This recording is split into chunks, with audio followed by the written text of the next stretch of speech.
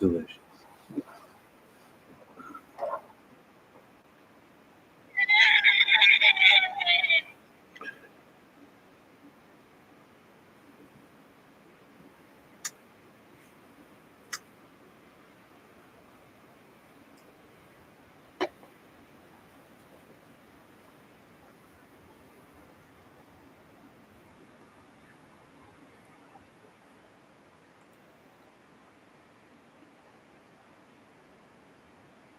For anyone watching this back, I have no idea what I'm going to be doing. No idea. Oh. Hey, man. Oh. I'd probably get in trouble for smoking on camera. How's your Halloween been?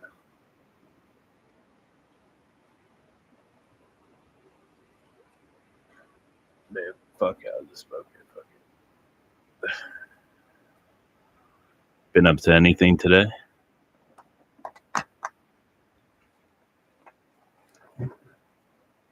Also, I hope that this is picking it up.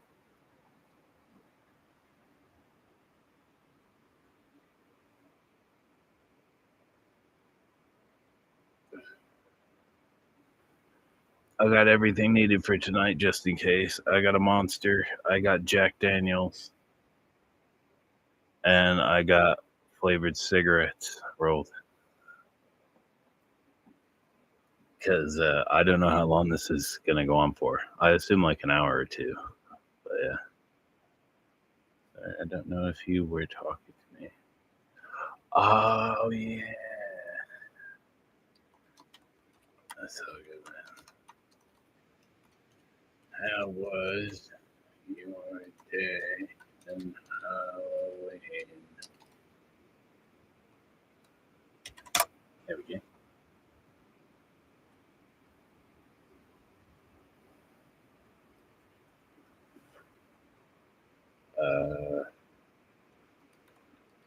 Are you the Japanese cast? Oh.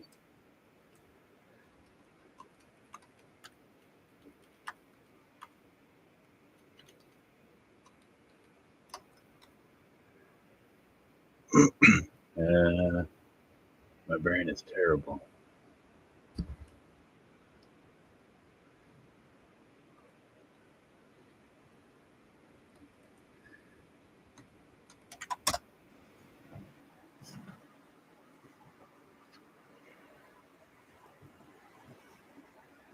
YouTube will just tell me off for that.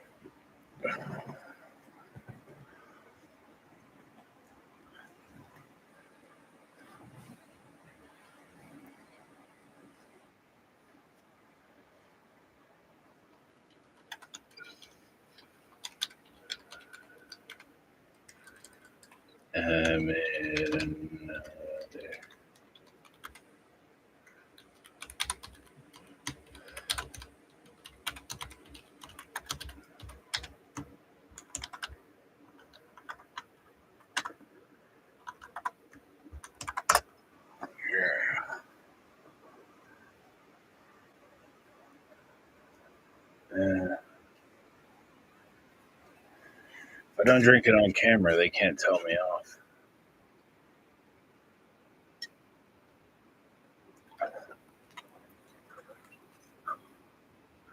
That shit's good. Hey guys, happy Halloween.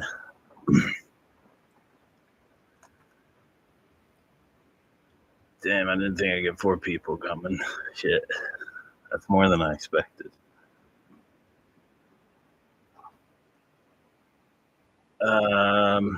What, do you guys want like ghost story or something?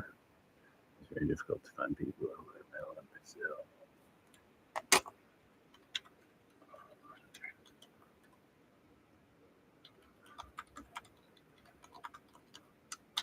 Happy Halloween, man. Oh, there we go. And then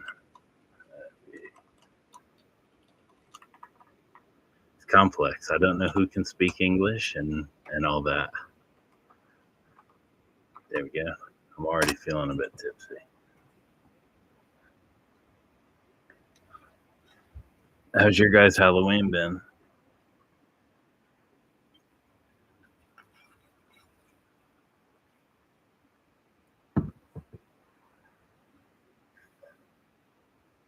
That's spicy.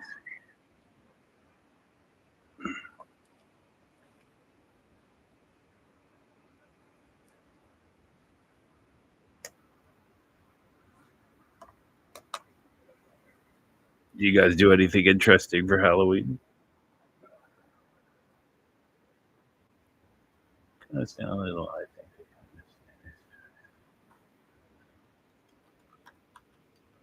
That's killer. This one. There we go.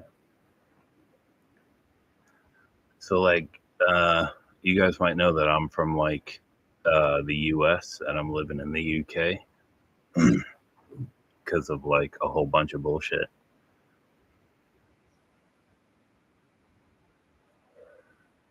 So I bet next year is gonna mark the fucking. I've been over here for like half my life. It's scary as fuck. That shit's crazy. I've not seen my home in that long.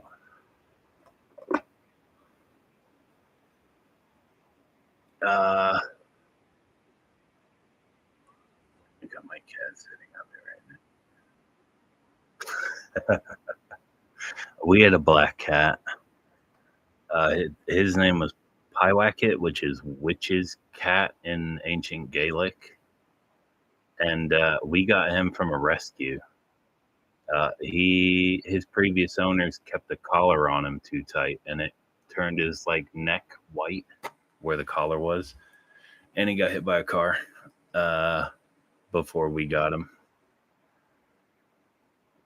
Poor guy. We had another cat that we had in the barn, but the dump truck that was ahead of my bus ran him over, crushed his skull, and then right behind it was my school bus.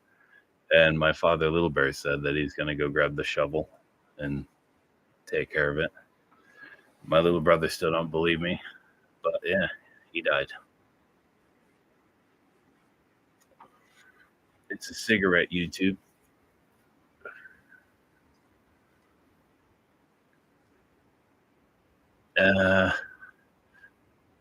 So yeah, what do you guys want me to do? I didn't really think of what to do. I just agreed to it, and yeah, I tried to get the guitar to pick up, but it won't. It sounds like it's in murky water.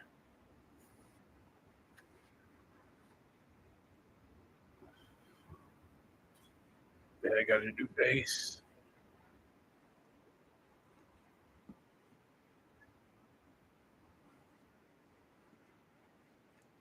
Have you got a black cat, a boy cat, girl cat?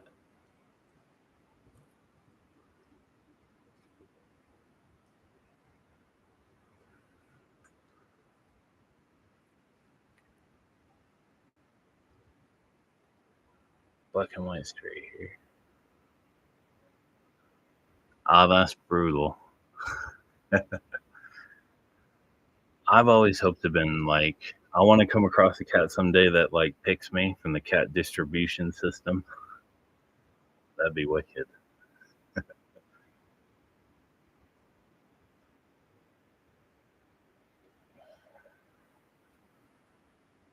For like fucking sorry, I swear a lot when I talk. I don't usually do talking stuff, but when I do, I swear a lot. So apologies for that. Like so like, I'm from fucking northwest Connecticut and the tri-state area with New York and Mass. Um and the last like 9 years we were living there, we lived on a horse farm. What are you smoking? Cigarette. It's helping me do this because I wouldn't have the courage to come on here for this otherwise. I've also got this. I was younger and a black. That's brutal. I love black cats. Black cats are awesome. I mean, I like all animals, but like they're like Halloween cats.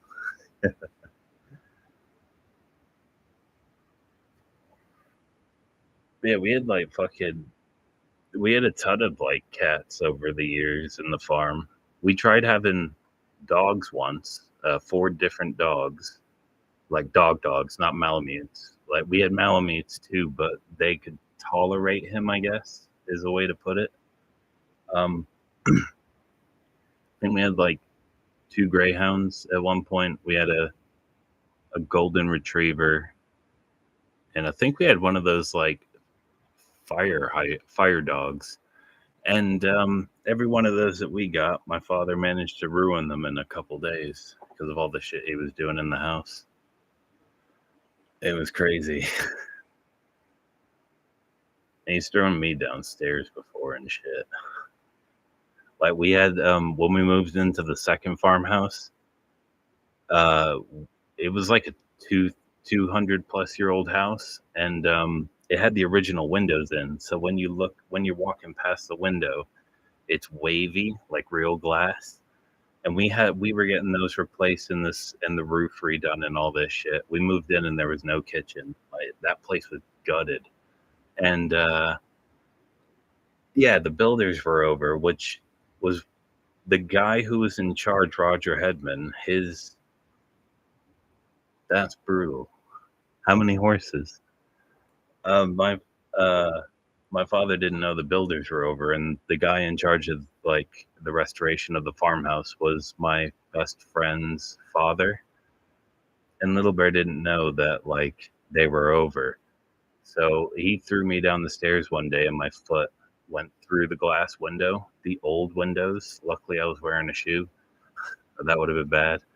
And he started swearing at me, cocksucker this, motherfucker that. Um, and then he realized that the builders were there and he went red.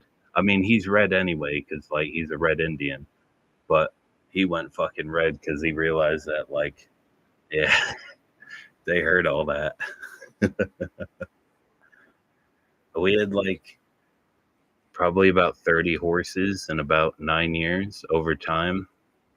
We had 6 sheep. They were Scottish blackface.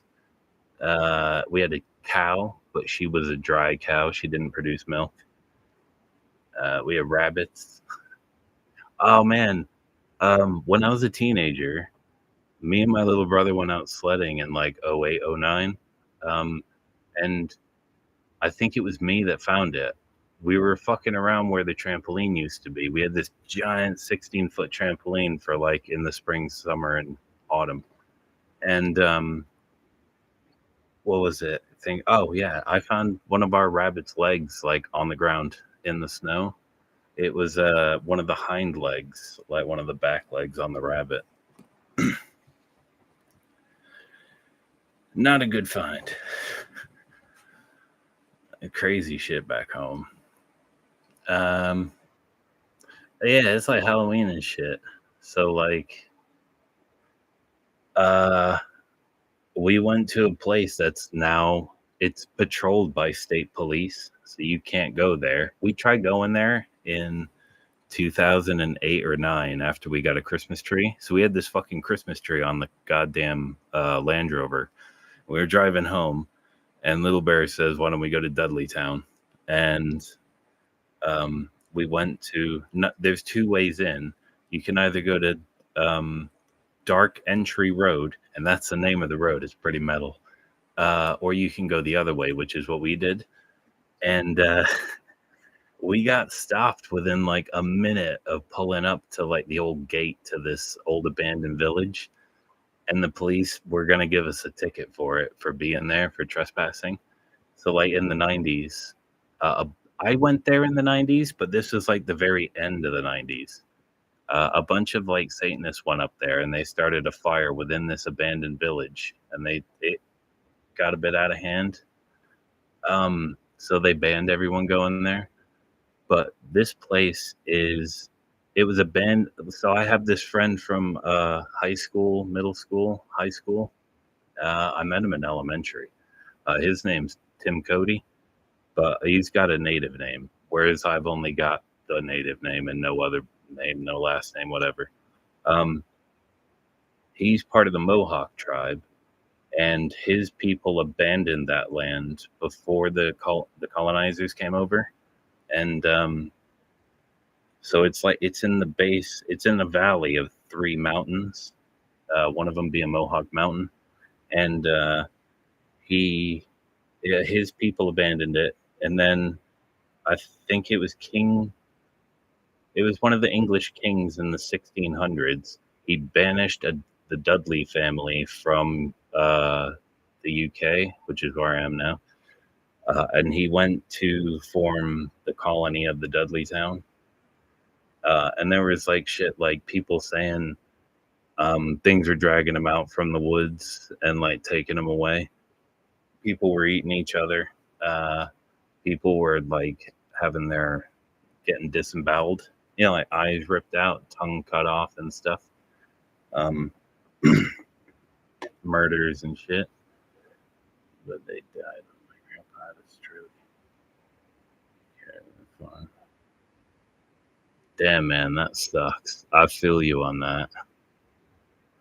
It's never good having a horse die. Like, my horse died this guy I knew in the village, he saved his friends from drowning. It was at the base. It was so on my birthday in 2009, in the middle of June. It was like a thing in Falls Village where you go to the Great Falls and you basically go swimming. I couldn't, obviously, because I didn't go to that school, and because I went to one with prison cells in the middle of the state. It was a 3.5-hour bus ride one way. That shit sucked. But yeah, it was like a thing where you basically go swimming, and it hadn't rained for like 2 weeks, and the dam was shut, and this, that, and the other. And he saved the other guy, but he got swept. And they reckon he got pulled under the falls and got stuck in like a whirlpool, like getting pushed up against rocks, so we couldn't get out. And then I heard he got he went through the power station. There's a water turbine station for power in the center of Falls Village. It's like tiny. But yeah, we spent about 2 weeks. Like, there's this road that runs from not Hotchkiss, it's the Hudson School. Housatonic Regional Valley High School, that's it. So this road goes from there, and it follows the river for about 10 miles all the way to Cornwall, near Dudleytown. And it keeps crisscrossing against the train tracks as it goes all the way down. We saw a derailment there once. The train had fallen off the tracks. Anyway, we were looking like every day after school, and on the weekends we were like walking down and all the way fucking back, calling the same Callum. And eventually we heard that somebody found him, and then we had a vigil at the opposite the power plant where like the picnic benches and shit are. And this fireman found him, and he started crying like almost instantly. That day sucked. But yeah, back to fucking Dudleytown and shit. After it was abandoned by like the colonizers and shit, there was some business guy from Boston or New York or something who was a doctor. He bought the land. I think he built a home on it or something. And then he left his wife for like a week. He went back to whichever city it was, because it's like where I'm from is like dead in between Boston and New York. And yeah, he came back, and his wife had like gone completely insane. I think she also cut her eyes out of her head and all this shit. And then it's pretty much been left since. It's really creepy there. Like when we walk there, it's in the middle of like fuck all nowhere. Like it's a forest, and like there's no wildlife, no birds, no nothing. It's really, really fucking creepy. Really creepy. But that place like pales in comparison to like I used to live in a place called South Egremont, Massachusetts. And I got a buddy who was in the U.S. Army who lived there about a decade after I did. That was my girlfriend, my bad. 1 second, my bad. I'm just going to reply to her quick. There we go. There we go. Sorry about this. I never know if it's like something urgent or whatever until I look. But yeah, fucking. I had this buddy that I actually found him on Xbox. We started like playing whatever game together. But he served, I think, for 4, 5 or something years toward duty in, I think, Afghanistan. He did some terrible things. Not like my father terrible. Like this guy's got like he feels real bad about it. It's like one of those fucking it's war kind of things, and you don't want to do it, but you got to do it. Whereas my father really liked doing what he was doing, like raping, and he strangled a woman in her car in Da Nang. He's telling me how I'm gonna end up dead like this 10-year-old Vietnamese boy. He shot him in the face. Yeah, I'm sorry, I got sidetracked. Yeah, South Egremont. Like we moved there, and like the entire time we were there, my mom was petrified of like the whole fucking place. And yeah, the guy and my friend who was in the army, he lived there in I think it was like 2010. I lived there back in like 98, 99. And we were there for like 6 or 7 months, and then we moved to a new place because my mom was absolutely petrified, to the point where we had to get up when my father got up to go to the VA hospital. And to go to the Veterans Hospital from where we live took about 5 to 5.5 hours in the car one way. It was a hell of a goddamn journey. But yeah, this place, even like my army buddy agrees that that whole fucking village is like cursed. Nobody would talk about it with him when he was living there. And we had this old lady that was called Magda that lived next to us.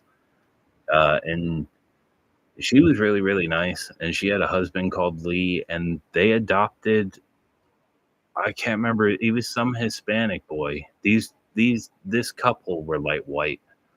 I wish I could remember his name, but I can't. He gave me a skateboard when I was like 4 or 5, whatever. It was wicked. It had a lava lamp on it. But yeah, like she told us about the shit that was going on in her house, because down the road from where we were living at that time, there's a place called Shays Rebellion, where after the Revolutionary War, the soldiers that fought for the Continental Army were being arrested for not paying taxes, but they weren't being paid by the U.S. government for the time they served in combat and all this shit. So the Americans decided that they got about 3,000 rebels together, and they were going to take Springfield Armory in Massachusetts. And they met at this place that's like 4 miles down the road from where I was living in South Egremont. And there's even it's a cornfield now, and they have this big ass stone plaque of like Shays Rebellion and what happened. But the government basically hired regulars to go and quash the rebellion. George Washington said not to fight him, and the rest of the founding fathers were like, "No, we got to squash it." And I think it had something to do with like treason or whatever with one of the 3 armies that were the rebellions, but one of them didn't engage or whatever when they were supposed to, and they ended up getting fucked up. So all the people that got injured and shit, they got brought to South Egremont to basically die or maybe heal for a bit. So like that whole place is fucked. And Magda's house is weird because it was a big ass house, and she had a really big grand piano. It was a really nice piano. But you go through the house and it's fine at the front door, and the further you go in, it's weirder. And then when you get to the banister, you feel this horrible sinking feeling like you shouldn't fucking be here, and like you should probably like get out of the house. But like I've been up in the upstairs a couple times, and it was terrifying. I heard like so much weird fucking shit. But in our house, I was like 4 or 5, and I had this like lady in a Victorian dress, all in black, who like had red fucking burning eyes, and she'd come out of my wall and try and tell me to instigate shit between my parents, which a couple of times I did, and it was really bad, really bad. There's also this guy who was in the kitchen. He had like hair down to like here, and he was wearing all brown hair, brown like overcoat or whatever. And he also had a musket on his shoulder, and he just walked through the kitchen and then through the wall that used to be a door. Like around the back of that house, there's still the old like horse stable carriages where they used to like park the carriage and the horse for the night back before automobiles. It was really creepy.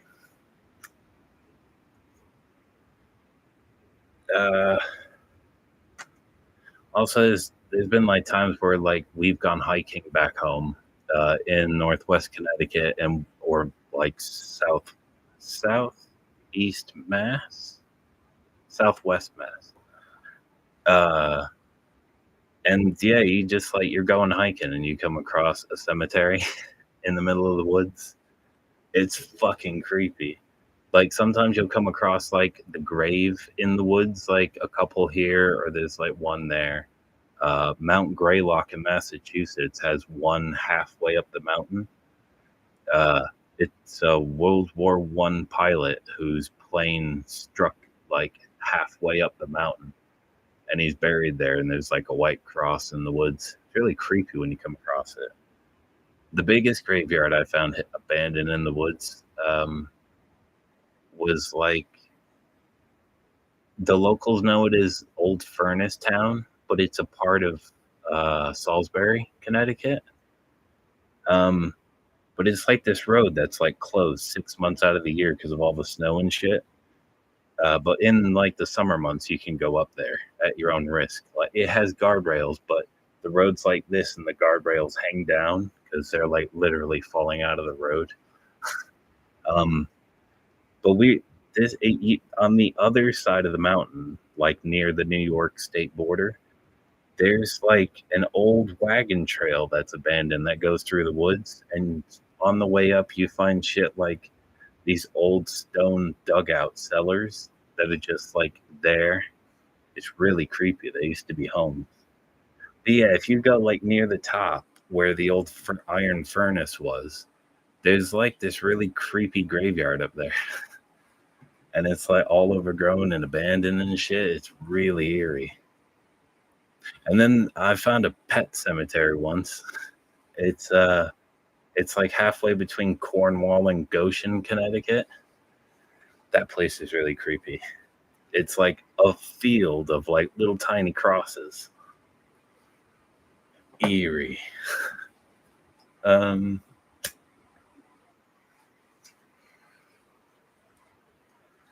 Yeah, I gotta keep thinking. My brain hurts. I mean, I got a pretty creepy story. So we left the first farmhouse because of the final straw was in 2005. We got ordered by the state of Connecticut to get out of our farmhouse so the people who violated me as a kid could stay in that summer house they had, which was one of 4 summer houses. So we got kicked out of there for the summer, and then we lived in a trailer for the entire fucking 10 months of summer because school was out. And I was going somewhere with this. I just remembered that like we all reckon, me, my mom, my little brother, my scummy father all reckon that they murdered one of our sheep, Icy, I think her name was, and murdered one of our horses, which was Geyser. Geyser was a Shetland pony, I think. He was really short and fat, and he had really, really long mane and fluffy hair and shit. Shit, what was it? Oh, yeah, that's it. So after we left like the first farmhouse, we moved to the second, And this was when they were trying to move. This was the same time I was flipping the fuck out at school. I was throwing desks at teachers. I was fucking saying the most fucked up shit to my teachers, which is terrible. I actually got in contact with my old 4th and 6th grade teacher because 6th grade is when I actually got expelled. I got expelled. I never got detention. I got expelled. But yeah, my teacher, Mr. Denza, like, I was surprised he was willing to talk to me after all these years. Like, he's the only one that ever actually came to our house unannounced at the first farm asking what the fuck was going on because of like how I was acting in school. It was the same year. It was 2005, the same year that he started abusing me a lot fucking more. And my mom went from the target to me being the target. So we moved, and that was it. There used to be like carpet in the second farmhouse, like in the living room, and the previous owner of the house, she was an old lady, and she died in the house, and nobody knew that she died in the house. So me and my brother, when they lifted up all the carpet to rip it up and get back to the wood floor, there was a stain of like a human body on the fucking wooden floor in the living room. It's like I got some pictures on my phone of like home, and one of the pictures is standing on top of where the body stain is, looking out the window towards the horses in the pasture. And yeah, it's really creepy. Like me and my brother haven't had it confirmed, but me and him both reckon that that was like the previous occupant of the house, which is pretty fucking creepy. That was the only place I ever lived in with a human like matter stain. Creepy as fuck.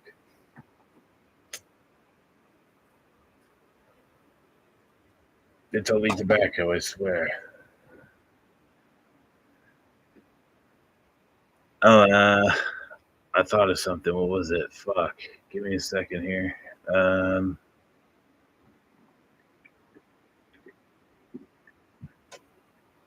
I swear I had more ghost stories than that. No, there was this cemetery I used to hang out in Wales at night. Um, some of the graves were from like the late 17 to like early 1900s. Um, it was by fuck, what was it called? It wasn't Swansea. It wasn't Clydach. Was it Clydach? I can't remember. But it was near like the nuclear reactor smokestack. It's like kind of around there near the Gower. I think it's the Gower. But yeah, this cemetery, I used to hang around in it at night, and it was creepy as fuck. And I stopped hanging out in there once I found I was paying it. I was like looking around at all the crypts and shit, just chilling, trying to clear my fucking head. And I noticed that one of the like mausoleums that was above ground, it was missing bricks like on the side. And I peered in and I shit myself. I didn't see anything. I just scared myself, and I ran away. Coward.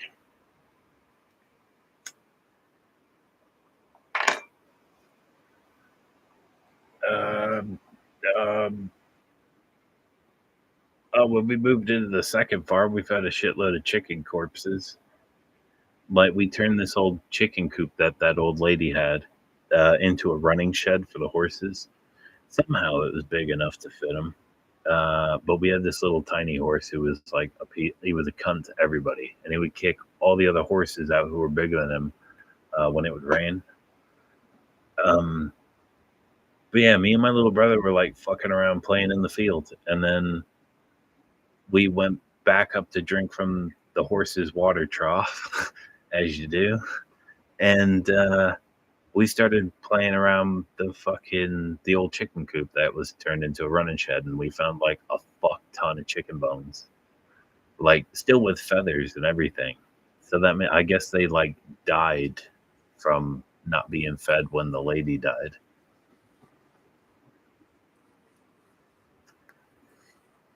That shit was wild. Speaking of wild, I think it was only a couple weeks ago I saw like some really fucked up shit. It may have been a couple. No, it was a few weeks ago. There was somebody that was like up where I live.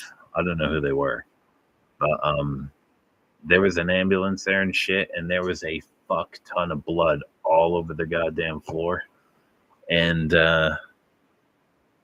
yeah, he had like he either was doing this or he was missing some fingers. Like I reckon he either. My girlfriend reckons he got stabbed through the palm. I reckon it looked like he was missing like two fingers. No idea what it was about. Probably just some random knife shit.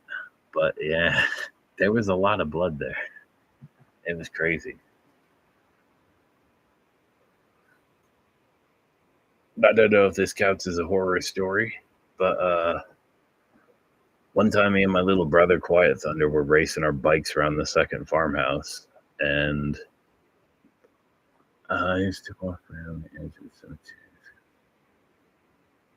I love that shit, man. That's awesome. There's a cemetery not too far from me here that's like, I think the church was built in like the 12th century or the 11th century. There's a lot of old graves there, but it's cool to like chill there at night because they got a bench and everything. There's like one, two, I think there was three cemeteries I used to hang out like at by myself when I was a teenager back home, and one of them was near the Falls Village community pool. It's like opposite the road where the transfer station is. For some reason, they built the community pool right next to the fucking dump. um, but yeah, there's this cemetery that's tucked away on the side, like up a hill, and then like it's there. I heard some disturbing fucking voices in there at night. I swear I heard shit. And like there's moving shadows and all this crap. And like the only reason I know it's there is because it caught my eye one day because it was near the beginning of my bus ride to school all the way in the middle of the state. And then in the winter, like all the trees are bare and you can see in because of all the snow. There's actually a lot of abandoned houses, like just the cellars remain, like in the woods, like along Route 63, just south of where it connects to Route 7. Eerie. Maybe can you? Yeah, cemeteries are chill, man. They're awesome. I only found out that I could just. My father used to tell me if I ever left the farm that I could be arrested for walking or biking on a major trucking route in the middle of fucking nowhere. There's no street lights where I'm from. There's no traffic lights. There may be now. But yeah, there was none when I was there. And so when it gets dark, it's dark. In my village, there was a sidewalk, but it was only in the center, which runs like a quarter mile, if that. So like, it was really dark there. I forget where I was going with this, but like, I used to. Oh yeah, that was it. I used to like. I realized eventually that I could just leave and say "fuck you," I'm going out, and I took my bike and I'd fuck off to a cemetery at night and just chill for hours. I used to have this little tiny. Do you guys remember the little tiny iPod Nanos, like the second generation? I had one of those in silver with like a shit ton of fucking corn on it and Slipknot and shit. I used to listen to different music. Now I listen to black metal.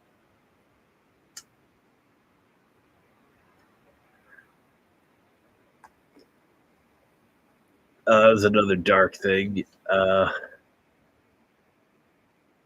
I, I begged my mom to let me do it, but she wouldn't let me. But it was a couple months after Caleb died in 2009. It was then the beginning of like early August, and my horse got really fucking sick because we ran like a retirement boarding for the horses. Um, so they basically came to us to die, which really sucked. But my horse, I call him he wasn't my horse, but he pretty much was my horse, where my horse Smoking Joe was like an old thoroughbred horse, and he came to us basically. He was supposed to die after a couple months, I think, after he came to us, and then he ended up living for about 8 years or so. Yeah, because we had him back when we had Dragon. My mom had this huge black Shire horse with a white stripe down his nose called Dragon. I still remember, like, it was the winter of like January or February in 2003. I came home from school and my mother was crying on the sofa. And yeah, she looked at me like with this heartbroken look on her face, and then she looked out in the field, and like it's all white, and then there's just this giant black mass of a Shire horse laying in the ground. I miss him. But yeah, I think he fell down and then he couldn't get up again. And my mom was gutted, like proper fucking gutted. The only time I've seen her cry that much before, not from physical pain, is when I told her what happened to me. She was devastated. I was devastated by mine. I tried to spend the night in the shed in his stall with him, and my mom said, "No, you're not sleeping in the goddamn barn overnight. You have a perfectly good bed in the house. You're not sleeping out here." He was coughing up like I got big fists, like compared to like a monster. He was coughing up blood clots the size of my fist and bigger. Um, so he spent about 2 days with a tube running through his mouth all the way to his stomach. Um, and I can't remember if it was internal bleeding or if it was the cancer that got him. But my father told me, I told my mom to take me. I don't know if I can't remember if he said to take Quiet Thunder too, but he definitely said to take me to Falls Village, which is what we call it. The Appalachian Trail runs through the center of Falls Village. So we're just like, do you want to go to Falls Village? And it's like basically meaning go for a walk. So yeah, I went in the house and I grabbed my water bottle, and then I went to get in my mom's car, and like out of nowhere, this guy had a fucking, not my dad. He got someone with a backhoe, and I saw my horse getting dragged into the grave. That was another terrible day. That day sucked.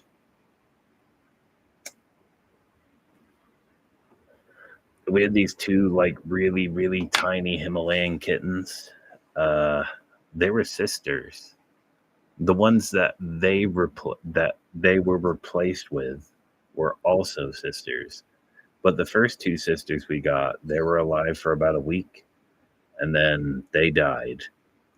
They had holes in their hearts when they were born, and the breeder lady gave us two more kittens that lived, obviously. Oh yeah, when my fucking I say he's my horse and shit, because like I didn't even know like his owners knew how much I care. Sorry about that. Yeah, composure. Yeah, they didn't know how much. I didn't know that they knew how much I cared about my horse. Um, and when he died, I think it was like a couple weeks after. I came home from school, and my mom told me that. What the hell was her name? I can't remember. That Woody and Seder. Yeah, Woody and Seder, Joe's owners. They bought me a 150-year-old cavalry anvil to do blacksmithing because they knew I was learning to be a blacksmith back when I was a teenager. Um, so yeah, they bought me that, which I think it was 112 pounds.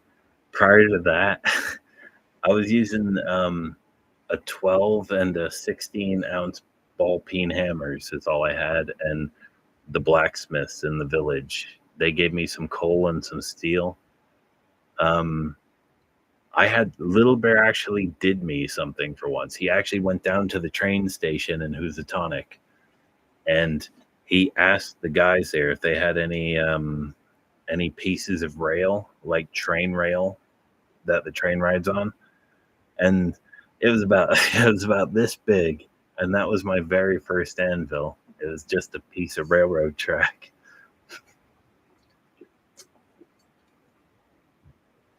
Good times. When I got the anvil, though, I stole my mom's bottle of like hair mousse that makes your hair stand up. Like when I was a kid, my mom used to put it in my hair when I had short hair for like 5 or 6 years of my life when I was in elementary school, but I had a mohawk. So my mom would like spike my hair up. Like this was before I got into metal and punk. This was like I was still listening to whatever my parents put on, which was usually not metal at all. Um, but yeah, I took the moose can and I took my fucking railroad track and I slammed it down and that shit exploded. That was so cool. Fucking awesome. But then I got in trouble because I scared the horses like an idiot. I shouldn't have done that. The explosion was cool. The consequences weren't.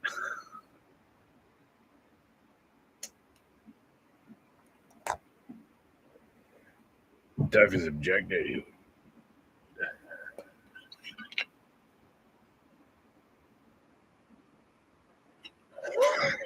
God damn. Cinnamon's good.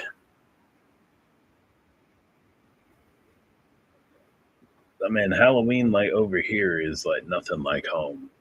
But I haven't had one trick or treater all night. Not one kid has knocked on my door saying trick or treat, which is poo. That shit was fucking fun as a kid.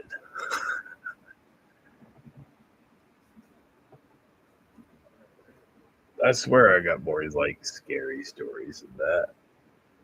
Oh, I do. Like, so between the ages of like 6 and 8, I was allowed to have friends. I was allowed to have friends, but I was allowed to have friends outside of school. So like I could go to people's houses and they could come and hang out on the farm, which is pretty cool. Until like obviously like word got out about Little Bear and how abusive he is, and then everyone stops coming over to hang out, and I wasn't allowed to go to their house and all this crap. Um, I was going somewhere with this. Fuck. Oh yeah. So my my childhood best friend Jason Hedman had like he lived on Twin Lakes, and I I don't know if his like parents rented this other property on Twin Lakes or whatever, but we went there. Um, it was fucking awesome. So like basically we all got in this like truck, went down the road like maybe a mile. I can't remember if we walked there. I really can't. We either walked there or we got in the truck or whatever. It was only down the road. It was still on Twin Lakes in Connecticut. And like we went into this place that looked kind of like abandoned a bit. So we went in and then we went into the basement. I was like, I think I was like 7. If I was, yeah, because it was after that whole horrible shit happened when I was 7. So we get into the basement, and his mom is there, and like all the other kids in my class are there for like his birthday and shit because it's near Halloween. I still remember what day. It was like a week ago, I think. I ain't heard from him in a long time. But yeah, we went into this place and they did that whole fucking like spaghetti is brains and fucking peeled grapes or eyeballs and shit. But it was that, but it was like this whole shit leading up to it, which was really fucking creepy. It was awesome. I wish I could remember more than that. But that shit was wicked. Oh, I got a scary story that may not sound scary, but it is to me. I have like I think I have like 2 good memories of my father, and that's it. After like 16 and a half years, it's pretty creepy to think of it, having actual good memories of him. One of them was like at the second farm, and we had 4 apple trees and a pear tree and a black cherry tree. Anyway, we were using the apples and we were hucking them at each other until, of course, he took it too far and busted my face with a fucking apple. Shit was goddamn crazy. He used to do shit like when I was a really little kid, and like I didn't even have to do anything to get in trouble. Like I would go hiding under my bed, and he would lift the fucking bed up and slam it down, hoping it would break on me. Like I eventually learned to stop hiding under the bed because he started hurting me with the bed, like the actual beams that come across that the mattress lay upon. So I had to stop hiding under there. Our first farm had like a double attic. It would the There was this big door like in the hallway, and it was a regular attic where you just go in, even though it didn't have a staircase to go up like our second farmhouse and other houses.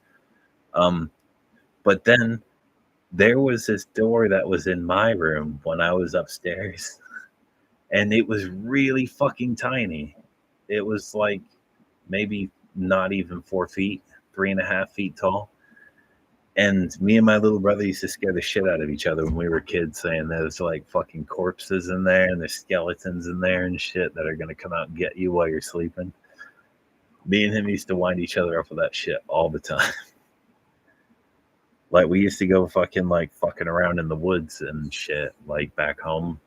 We'd walk off the farm and go fucking around playing in the state land, like in the swamp at the second farm and like all that shit. And we used to scare the crap out of each other when it was time to go into the house because we were getting cold and shit. We would try and freak each other out. So like at the second farm, we'd say like zombies are coming out of the forest and they're coming to get you. And it was somehow we knew we were fucking bullshitting, but like it would scare the crap out of us, and both of us would start running faster up this damn hill. That shit was funny. It was worse on me because I was a teenager. He was still a kid. A big kid, but a kid.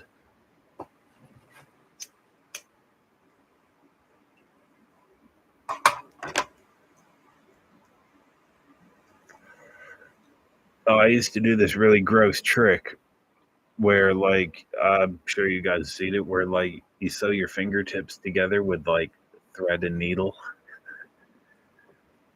Like, I was doing that a lot in, like, second and third grade in school. And I can't remember who it was, but someone was an absolute dick. I had, like, sewn these 3 together, and they put their fingers in it, ripped it apart. Fucking ripped the skin off. That's what made me stop doing that crap.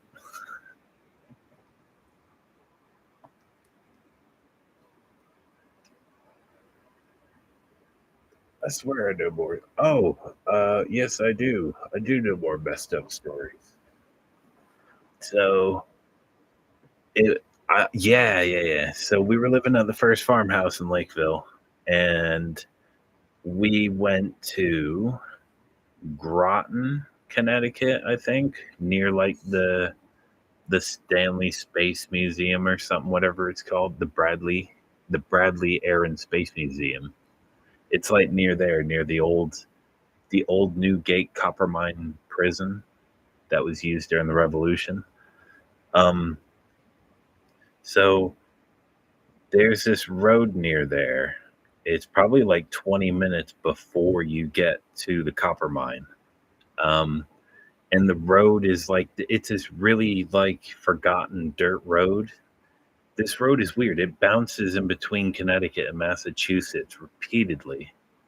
I think it's Route 23 or something.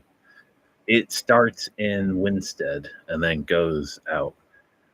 But there's this tiny little dirt road connected to it, and it's named after the kid who died. I think he was like 8 or something, 7 or 8.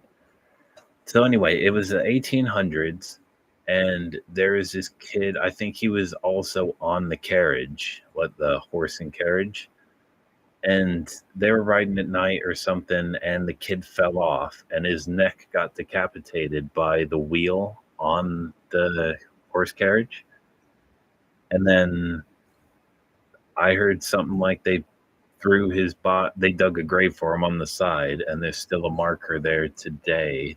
I think it says 1809 or 180 something on it to like mark where they buried his body. I thought it was pretty creepy. um, I swear I know more. I come from New England, damn it. Oh, there's like a parking lot near me, I think, and it's part of the old 1300s plague pits. And like, I don't know if they dug up all the plague bodies or if they just paved over them, but it's where is it? It's somewhere around where I live. There's a bunch of them though in Europe. There's also this really really haunted like it's a windmill that's a pub. So it used to be a windmill. It still looks like a windmill, but it's got a pub inside. So it's been like redone. Oh, in the center of Falls Village is this really old. Um, it's a hotel in like an old like Victorian kind of style, I guess. And there's the legend of this woman that like you hear and see screaming, covered in blood, without a head. Like she's headless with blood everywhere and shit. And she's apparently runs downstairs through the main doors and then out and across to the train tracks. Is what I heard. I've never seen that though.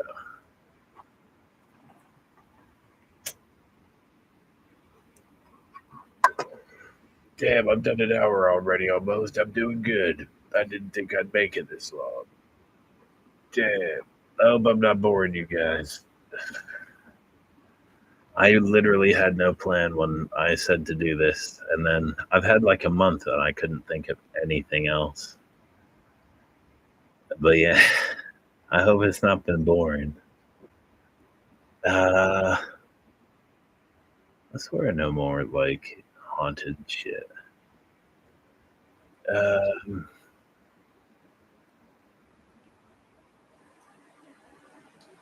oh, is it? I think it's supposed to be like the most haunted graveyard in Connecticut. But according to my father, his father is buried in Stepney Cemetery, which is like apparently like the most haunted cemetery in Connecticut or something. I think you can see it from Route 8, as in like the highway. I know more scary stories, damn it, I swear.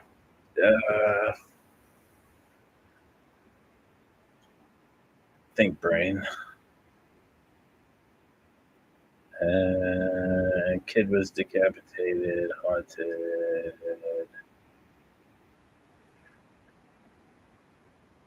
Oh, nice one, man. Hell yeah. That can't be all my ghost stories. I swear I know some more. Oh, I don't know if it's a ghost story, but it's a creepy story for sure. Um, in the center of it's not really the center, but it's like halfway between my old farmhouse on the edge of Falls Village, next to Canaan, Connecticut, and the center of Falls Village. So if you go down South Route 7, and then you'll eventually come to where the road goes like this and you follow 7, or you can go straight on 63 where the road starts. There's a Texaco gas station, I think, or a mobile gas station. And then where 7 continues this way, and there's this old like 400-year-old church made of wood like next to the gas station. On the other side, there's apparently this place that used to be a house and like a property and all this. It's now like swampland, more or less. Um, but there's still a bit of concrete that goes off the road and where like the house used to be. And apparently, there is this high school student who went to Housatonic Regional Valley High School. That's the name. And he came home from school and he drugged his family and he boarded up the windows and house and door and shit. And then apparently he doused himself in kerosene and then set himself on fire and he killed the whole family. That was wild. There was also this woman in the 70s in Falls Village where nobody knows who killed her, but she was found under her floorboards and they still don't know who done it. Like, how do you like end up under your floor? And then I think this was in 2009 when I was still back home. There's this little town like 10 miles from Falls Village and it's called Norfolk. And there was this family. It was something like they just got home from somewhere and then they cracked the husband over the head with a lead pipe. And then there was a mother. I think there was like a toddler and a baby and another little kid. They tied up the family, violated the mother, took her at knife point to the ATM to pull money out. And like she made the transaction, I assume, to like think it would save her family and that. They took her back to her house. They violated her. I think one of the kids or something. And then they burned the house down with everyone in it. The only person to make it out of that house that got burnt was the husband, who had a cracked skull in the basement. And then I think it was like not even a year later, the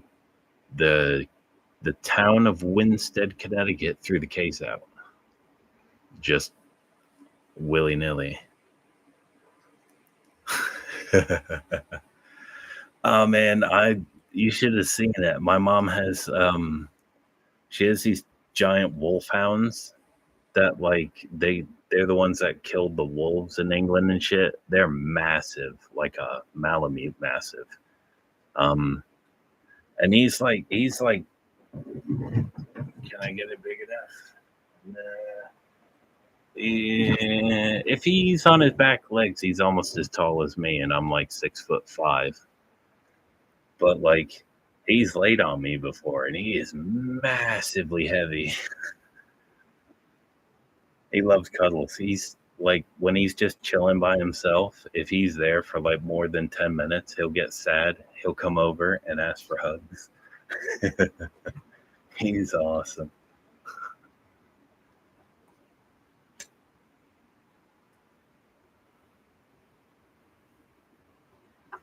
I swear we had like, my cow. Hello from St. Petersburg. Hello. We had a pet cow that like in the summer she would moo at me until I basically came over and like chilled with her and sunbathed with my pet cow. I had a couple horses who were like that, where like they would want you to come over and just chill with them on the ground, bake in the sun.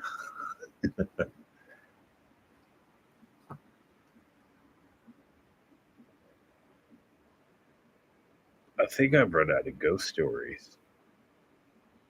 I swear, like, I can't be out.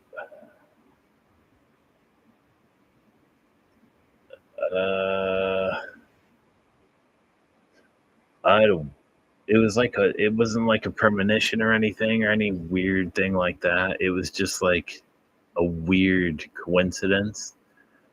I had this friend in school from like kindergarten up until I left that school and got put in one in the middle of the state with prison cells in every classroom.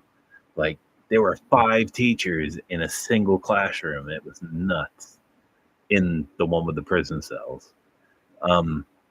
But yeah, the teacher I recently managed to like get a hold of, who was my 4th and 6th grade teacher, Sixth grade was the year I got kicked out and expelled. But when I finished the school year, um, but it was like towards the beginning, I think, of the school year. We used to play burn ball with a tennis ball on this it's like concrete ground with like a wooden thing put up to like bounce a tennis ball off of.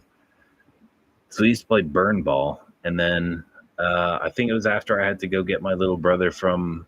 I was in middle school, and I had to go to the upper building to the elementary building to get him. And like, I didn't find out what really happened until the next day. But I saw my teacher, Mr. Denza, holding my classmate Parker like this, and I found out, yeah, like that. It was the next day I found out because he wasn't in school that when he went back to get the tennis ball, he fell and he got glass from a beer bottle through his wrist. And I also got glass through my wrist, except mine was mental stupidity on a mental breakdown. And I pay for it every day. But he was sick, man. He used to come to class, like when he had the stitches in, he used to sit there ripping the damn stitches out. Oh, man, that was gross. Eerie. I have this fucking weird thing about stitches and broken limbs that are twisted in really nasty ways. And spiders and man-made heights. I don't like any of that shit.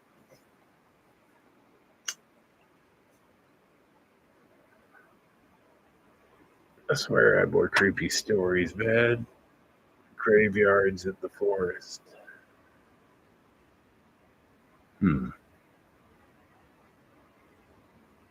I got.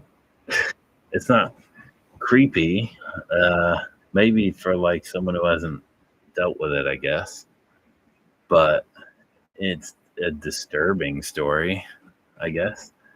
Um, Back when my mom stopped doing it, and this is nothing bad against her. I completely understand. Like when I started, I got 5 years or so of like constantly getting fucking being the main target of Little Bear. And there were a couple times where I genuinely thought I'm about to die because of how bad he was beating me up and how much he was losing control of himself, which is an astonishing thing to say about him because he has no goddamn control. Um, but yeah, like my mom was completely fucking losing it with the whole like the shit with Little Bear, the shit with the people next door coming up every summer to taunt like mostly me for going to the police and shit about what they did. Um, but yeah, I got so sidetracked because I touched upon that crap. I'm sorry about that. Try and avoid that one. Um, Anything to do with like that fucking house and them, that shit always fucking makes me lose concentration. I remember I was talking about Little Bear being a piece of shit. Yeah, that was it. Okay, so back when I was a kid and my little brother was really tiny, he's like 4.5 years younger than me. He's almost 30, man. No, he's got a bunch of more years till he's 30. But yeah, like we'd be going down a road. It doesn't matter if it was a dirt road or a regular road or the highway. The worst one I remember was when we went to the U.S. Naval Base in New London, Connecticut, and like it was crazy. They have like when you go to the military base, they have guards with M60s pointed out at the street. I always used to get told you better not fuck up because they will shoot you here if you do anything to give them a reason to. So I used to shit myself every time I went to the military base or the Veterans Hospital. Um, I got to see the USS Nautilus. It's really cramped inside that submarine. It's the world's first nuclear powered submarine, and it is tiny.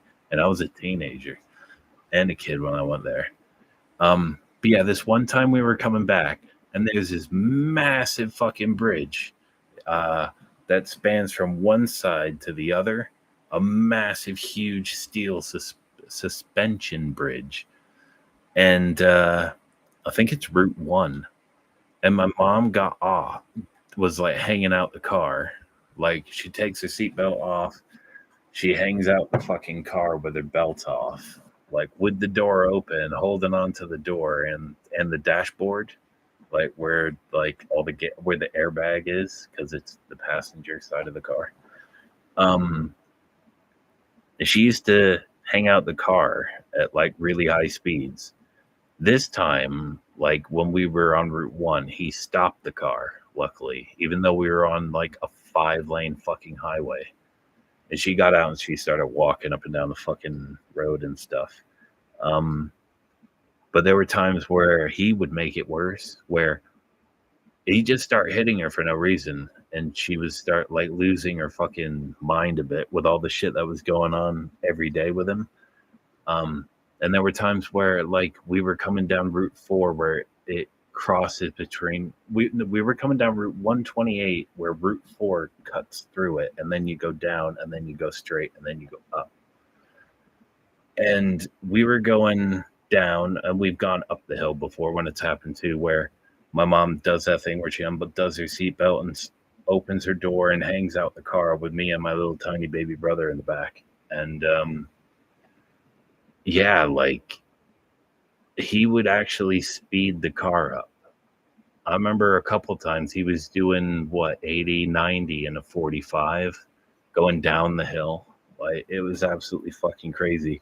That shit used to happen in the day, and it used to happen at night, and it was even worse at night. I don't know why. It was just more creepy. But yeah, that was a common occurrence as a kid. I get why she used to do it. I actually learned when I was about 12 years old that my mom was trying to OD a lot when I was a kid, because she would wake up like she didn't drink anything. On an extremely rare occasion, she would have like a can of Guinness, and that's it. But I remember one time she had this friend who worked for like these rich people who owned horses, who didn't know jack shit about horses, but they had them because they were rich, and they hired this English lady to go help with upkeep and all that stuff. And I think it was like one time my mom was hanging out with her, and they had like a couple glasses of red wine, and she puked that shit up. She can't handle alcohol. I can't handle alcohol either.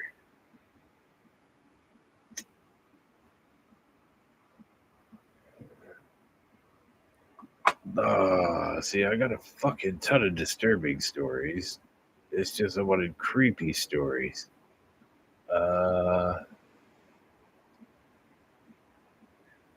What about? Oh, I only like kind of thought about this the other day, and I haven't said anything even to my girlfriend or anything about it. But where I was branded on the back of my skull when I was 7, like a month after my 7th birthday, ever since then, and I only just thought of this because it's doing it right now, where the branding is, it's like this big, and it feels like there's like wet dripping inside my skull, and it's going down like the inside of my skull like this. It feels really fucking weird. And like I've been having that shit like come and go at random since I was 7. That's why I think it was because of the branding.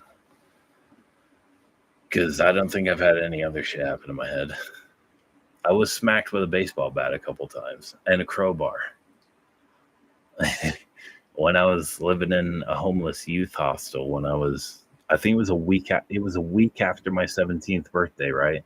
So I just got that fucking KKV guitar, the Black Kerry King Tribal V guitar. My mom found it used, and like I spent like a week trying to learn. And then that night it happened where I just turned 17. There was this 18-year-old dude who was homeless and living in the youth hostel too. And Reese Bowden, that was his name. Anyway, like I found out that he was like stealing the workers who worked there. He was stealing their bike for like heroin. He was treating the girls that were there like fucking trash. He's spitting on them. He was trying to get people, including the workers, hooked on heroin. And I think the last thing they mentioned to me was the fact that like he was going around spitting on fucking chicks. So I got pissy and I saw him downstairs in like the hallway and I spat on him.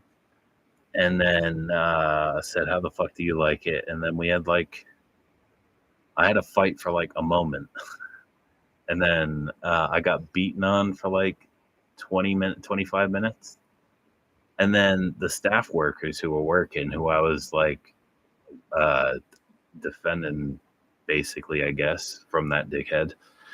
They let him into the goddamn office, and he had a fucking crowbar in his hands, and he started beating me with a crowbar.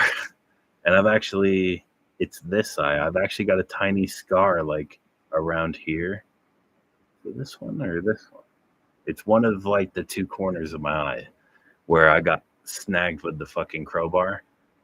I remember getting attacked with the crowbar, and I remember after it happened that the other guys that were there said that his face was completely fucking black and blue. Well, I got size 16 feet, and I was just like kicking him while I was on the ground. And apparently I left like it was pretty bad. I used to have a nose ring and my ear pierced, and I was working uh, with a tattoo parlor in Wales. Like when I was putting a B&B, the owner of the B&B said that he noticed how like shredded my arms were from cutting. So he said that he used to run the tattoo parlor and his daughter took it over. So I used to work on the weekends. So like I used to do I think I'd done a piercing or two, but I got free ear pierce and nose pierce. And when that shit happened where I got like beaten, I had to have my coworker. I went to the hospital when it happened. They said they need to do an x-ray on my skull. I couldn't have it done because I had the ring in and I had my ear pierced. So I had to get in contact with my coworkers when I was a teenager. I was like 16. Um, they used to give me a hot dog and a soda, a couple sodas, and 20 quid for like a day's work back when I was a teenager. It was pretty wicked. It wasn't much, but it stopped me from cutting a bit. Um, but yeah, they'd take that shit out, and then I never heard back from the hospital about getting my x-ray on my skull. So I don't even know what damage was done. It's crazy. There we go. I don't think I've ever broken anything. I used to sleep on our giant 16-foot trampoline back home with like the safety net around it on the farm. But this one time I was like fucking around like an idiot. I used to do front flips, back flips, and all that crap. And then I stupidly misjudged it. And I landed, my foot went under the protective thing that keeps the springs from being exposed. My foot went under it, and I somehow bruised my fucking foot bone. And I told Little Bear that I can't walk on it; it hurts too much. And he stepped on my foot. It's like, oh, I guess it is, but I'm not taking it to the hospital. So like, I had to hobble around for a couple weeks while it heals. Absolutely crazy. That's not the worst shit he's done. He refused my mom to go to the hospital when she slipped 2 discs in her neck. The people who violated me as a kid, I think it was like 2002 or 3, when they were up for the summer, they scared Pagan, the horse my mom was riding, who I only found out died a couple years ago. I was pretty gutted that he's dead. Anyway, yeah, they scared her off her horse. She was wearing a helmet, a riding helmet, and all that shit. But she landed on her skull, like straight down. And bear in mind, I'm like 8. And I saw my mom, I saw them running into the house, and I saw my mom like laying in the field. And it took about an hour for me to get Little Bear to go out there and check on her.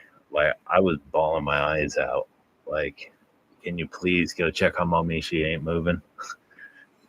Um, he refused to take her to the hospital, and then about a month after that happened, she wandered into the tack shop that her friend worked at or owned. I think she owned it, like a horse tack shop where you get bridles and bits and all that shit. She didn't know how she got there. She didn't remember why she went there. Her friend took her to the hospital, not the VA hospital, but the civilian hospital, which my father wouldn't let her use. Um, and yeah, she slipped the second and third vertebrae in her neck and was a hair away from severing her spinal cord, which is always fun. She's supposed to be wearing a neck brace, and she never wears it at all.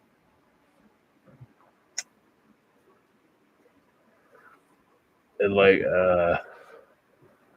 this one time we were moving house from that haunted house I told you about in South Egremont. We were moving from there to, we moved back to Connecticut to Salisbury. We lived on Weetog Road, opposite the farm, dairy farm. Um, so yeah, I was sitting in the wheel well of a U-Haul, which is like a moving van. So I was sitting in the wheel well. It was like 11, it was almost midnight. It was like 11:40, 11:45. This must have been like before Y2K, because the year 2000 hit once we were already living in Salisbury again.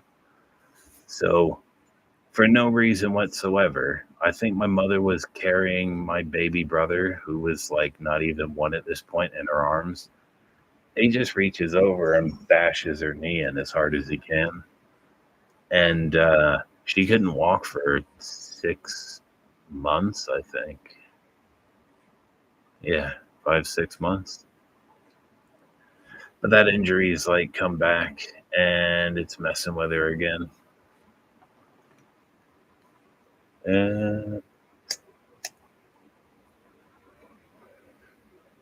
I swear I know more scary stories, damn it. These ones are not as good as the scary ones that I know.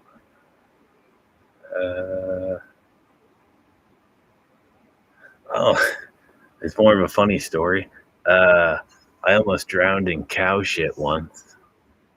At the first farm, there was this cow farm like up the road at the end on Red Mountain Road off 112. And we heard from, I think, the farmers, one of his kids or something, said that the cow was drowning in slurry where the cow shit is kept.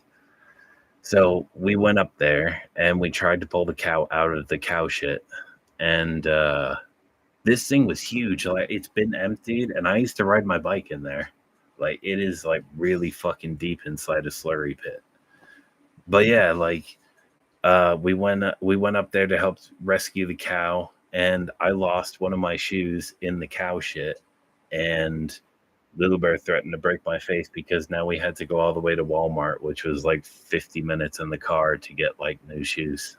Because I only had and I only have one pair of shoes. It's been like something I've always done. I don't know why. It's probably from that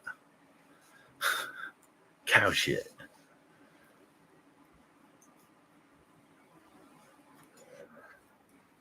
Let's see. Think braid.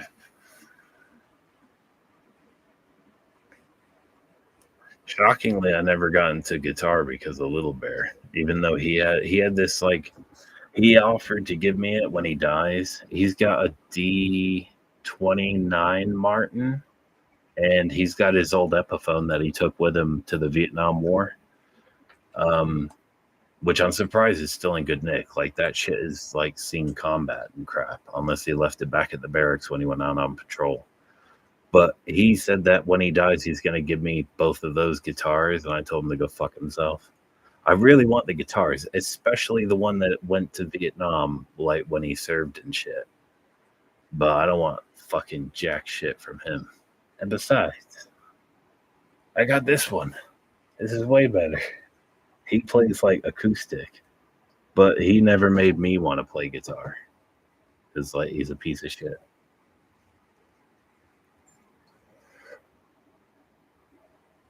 I think the first metal song I ever heard was like Bad Out of Hell. Like growing up as a kid, my mom wasn't allowed to play her music, and then it swapped, and then my father wasn't allowed to play his music when my mom started playing metal when I got older.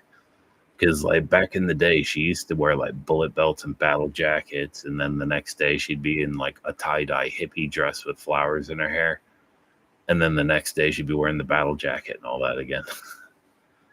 But as like my father's music is like fucking Pink Floyd and Johnny Cash and all that shit. Lobo, the Beach Boys, and the Turtles, the Birds, the Four Seasons. And then my mother's shit is like everything from like old English folk like Steel Ice Band all the way up to like 1349 black metal. She showed me a lot of metal. She showed me like Cradle of Filth and fucking Immortal. She showed me like Slayer and Metallica, Megadeth, Anthrax, Black Sabbath. She said that the song that got her into metal was Paranoid by Black Sabbath. So thanks to that, I'm a metalhead. Hello.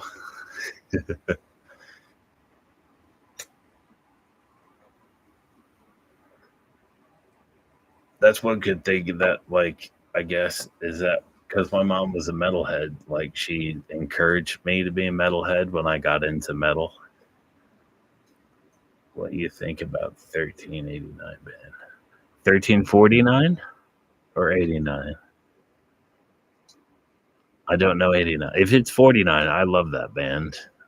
Especially Nathrikana. Nathrikana and Sculpture of Flesh are probably my favorite tracks by that band. Those tracks rule. They're the fucking 89. I don't know them. I'm about to. 1389. 1389 band. Okay. I did not know this band existed. Here we go. Nice.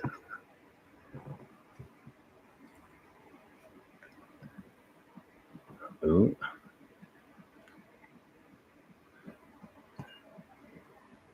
I know about Metal Archives. That's brutal. I think I'm on Metal Archives under Wolves Cry at Night, which is pretty cool. My little brother's on there. I like this. Oh man, I've had like shit from both sides when I was I try not to cover NSBM because I get like shit from YouTube for it. But I like some NSBM. But I've had shit from like both sides of it because like I'm 37.5% Abenaki, which is a Native American tribe, and yet I listen to NSBM because I like music, man. I like fucking metal music.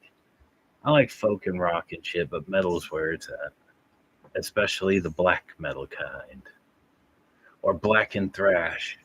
Black and thrash or black metal might be my favorite. DSBM is extremely high on that list too. And death metal, technical death metal is brutal.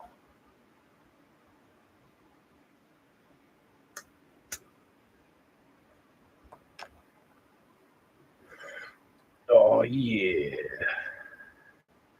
Actually, I've had like 4 videos of mine removed from YouTube, which is really crap. And 3 of them are NSBM songs, and one of them is a communist song. Or no, the band is a communist band, I think. And then is it M8L8TH or something? I got in trouble with them, and then I saw this fucking thing about like how that band started like some Nazi gang or something. I was like, oh, okay, I see why I got taken down, but that's not fucking fair. I just want to fucking cover music that I like because music is awesome.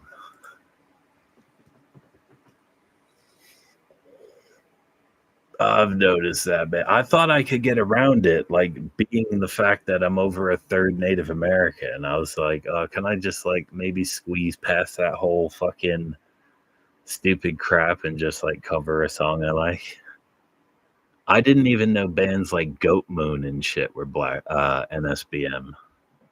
It took me ages to remember that, and there was another one, I think it was Apata or something. Oh, Satanic War Master's one of them. I didn't know about that one either. The only like Nazi bands I knew of when I found them were like there's this British punk band called No Remorse, and that's the only NS stuff that I knew about before I heard it. I even got a Goat Moon hat. Goat Moon rules.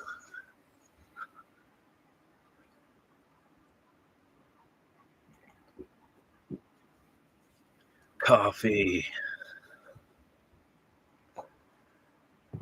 and Jack Daniels. I'll take another one. Strawberry will do. Yeah, I like this. Is it playing another track? Hell yeah. Trying to think of what the heaviest band I know is. The music, I like it. The ideology is meh. I'm a misanthrope. As in, like, I guess, I guess you could argue I'm like a god level racist, I guess, where like I hate humans in general. I on as a whole, I hate humans, but one on one, it's like I do like some humans. Humans are cool. Oh man, I saw this one thing that was badass, and it always made me want to learn it.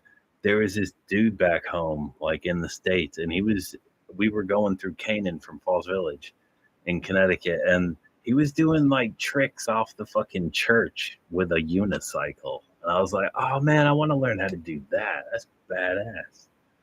Plus, no one's gonna steal it 'cause it's like a unicycle, not a bike. Shit's crazy.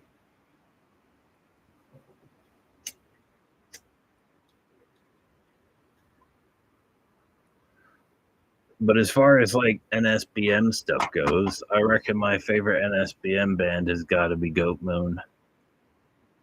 That was a request too from someone. Like they asked me to cover Goat Moon. I was like, yeah, sure. And then I heard it. I was like, oh man, this is tits. This is fucking awesome. I've not heard of this before.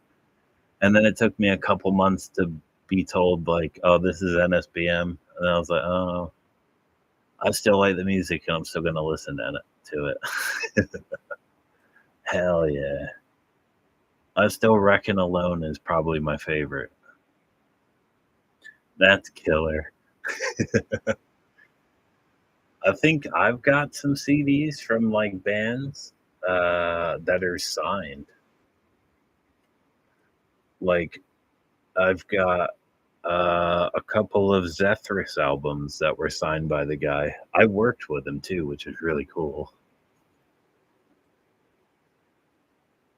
Oh, that's wicked. Are they two different bands? Death Before Dishonor. And the second one definitely sounds black metal as fuck. I don't know what it says, but it's metal.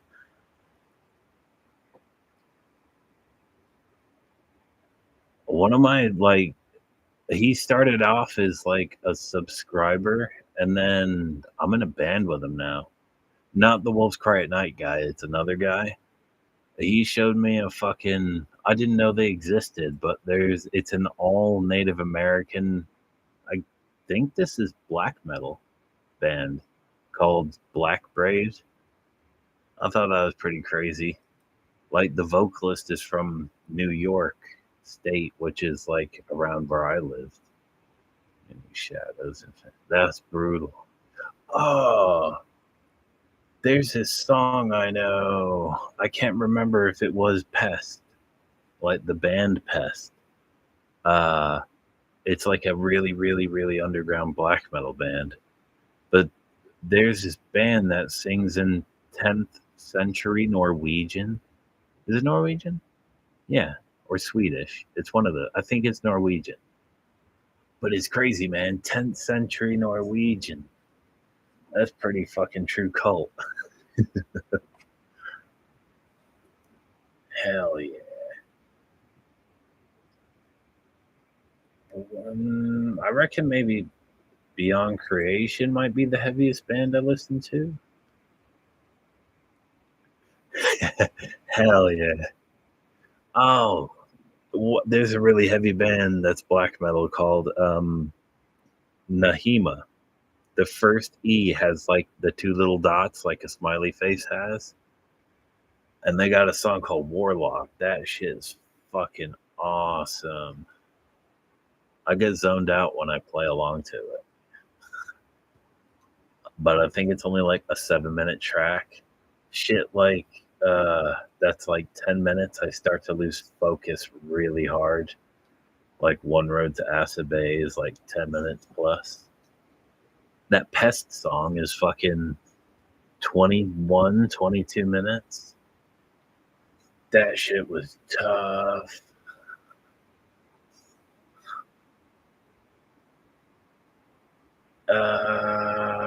What about this one? Pestilence shall come.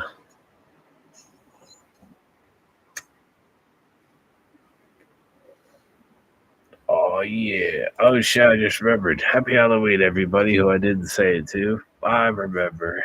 It's still Halloween.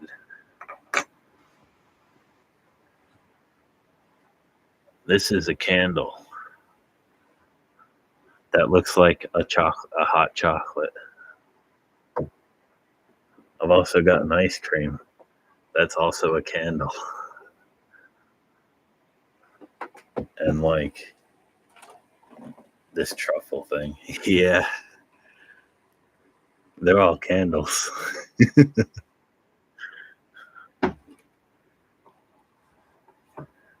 Oh, but I've also got this. This is a 1938 artillery shell. Obviously, like, it's not live. Obviously.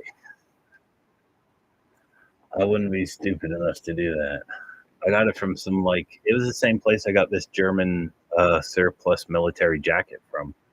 It's like this place in Lower Brenhaman in Wales that sold, like, surplus military stuff. They had some cool stuff in there. Oh, I got a shit ton of gas masks. They're pretty fucking cool, but I had to tape them up and keep them locked away. The most modern one in that collection is a Russian G7. It's that, like, I guess you could call it like the MW series, like look alike one. That's killer. Which ones? I had to lock mine away because I've also got. Oh damn! You got a GP5. That's killer. I love the GP7. It looks badass. I've also got yeah, the reason why they're locked up is because I got them from my little brother before he moved to be with his girlfriend, who is now his wife from Slovenia. He gave me his shit before he moved, and one of the things he gave me was like that artillery shell. GP Mini. I didn't know that. But I've got World War II, and I even have a World War One gas mask. The World War one is really goddamn creepy. It's got the tube that comes out, and the tube is like old as fuck. Really creepy. But I've had to lock them away because of like that whole asbestos. Hell yeah. Ames, you're home of the GP7 and the Kalashnikov. Oh yeah. What about the rest? I'm over a third Abenaki. I think I'm the remaining just under 2/3 is like Welsh and English. Like with my father, you can tell from like a far way away that he's a redskin Indian. Even though he's not like a metalhead, he's still got hair like down to his waist. He's shorter than me though. He's only 6'4".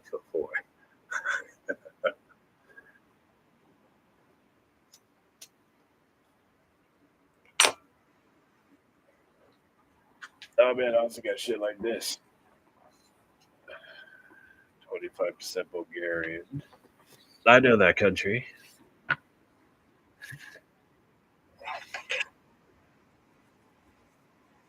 Sword.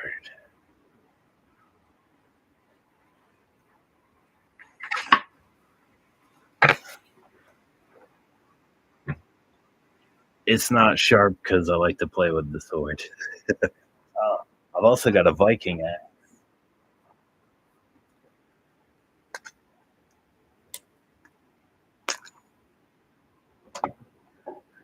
Like, oh no, this is different. I used to do reenactments, and I want to get back into that. I've got that's a 11th century handmade kite shield, and it's heavy, but it's good. Like this is different though. This is because my mom's like a metalhead. Me and her get like each other weird gifts, and I got her an axe just like this one. So we have like mother and son one-handed axes. Damn, yeah. I got a peace pipe around here. It's like a tomahawk. Oh man, that's brutal. The round one with the buckler. Not the buckler. Yeah, it's got a buckler in the middle with the wood around it. The round shield.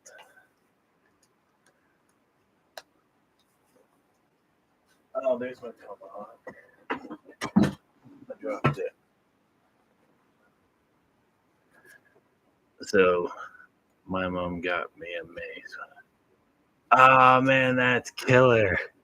I want a mace. Is it one of the fluted ones that are like really fancy, or is it more like a morning star? I made it for a school project. Oh man, that's killer. I'd rather do that than my school projects. We had to do shit like volcanoes, a rocket that could like shoot up. We made ours out of PVC at home. This is like a peace pipe. So like there's that part, and then that part, and you go.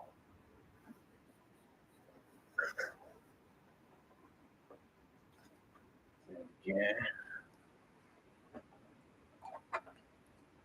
I do smoke a lot. I apologize. I've also got like this Japanese oil for the sword. Pretty nifty. It hasn't rusted. Although, oh, I know. Oops. If I find my excuse,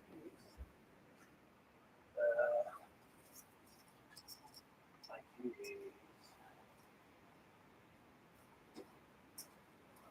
uh,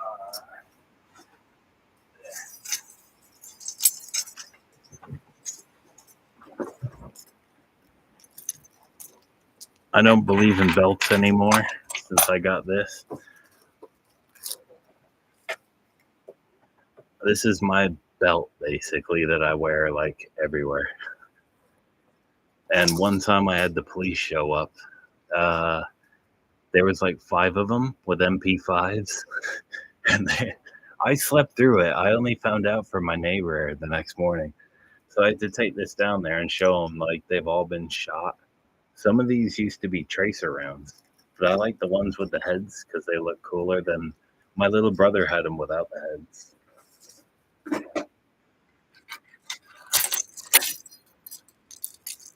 So like this is my leaf I made when I was 13 years old or so. This is made of 1055 carbon steel. Not super fancy one, but it's recreation. Oh man, that's kill. I love recreation stuff. The historical accuracy stuff is awesome. But like as a blacksmith, like this sword, I can tell just by looking at the metal on this sword that this sword was actually punched out. They took some kind of hammer and just pounded it here because of how the metal is shaped. I learned all this shit from like the blacksmith back home. I want to buy a machine gun belt. Oh man, hell yeah. They are, man, but you never have to buy a belt ever again. Like, my belt I've had a long time, longer than I've had this. This was given to me by my friend who moved away. Um, I don't know why. He has two goat penis patches. This is goat penis, and then there's another one over here that's goat penis. Uh, this one. There's a lot of goat bands. Yeah, I think I paid.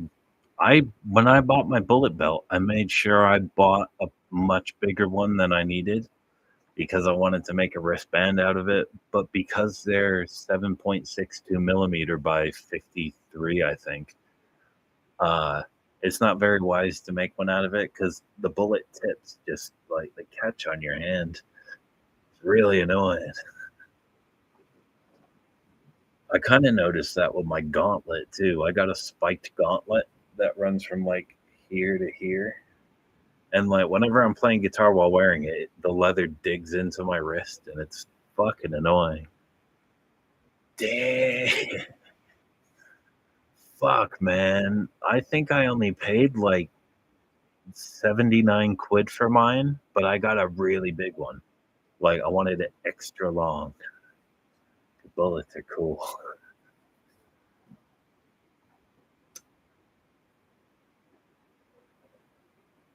Hell yeah.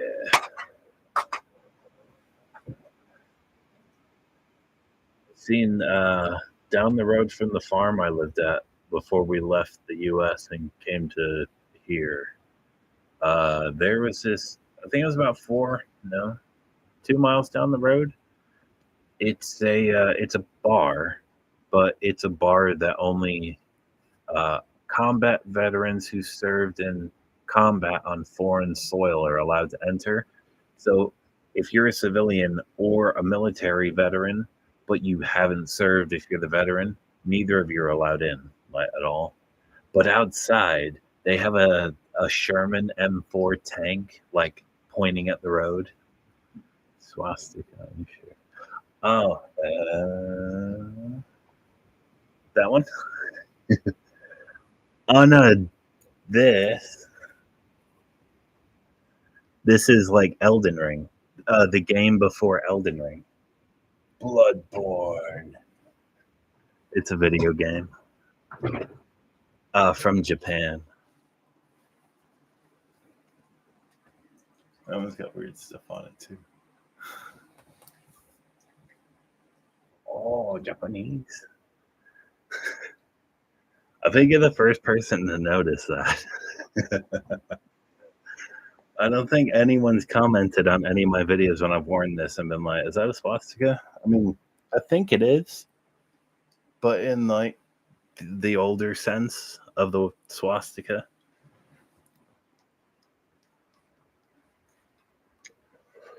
Oh, yeah.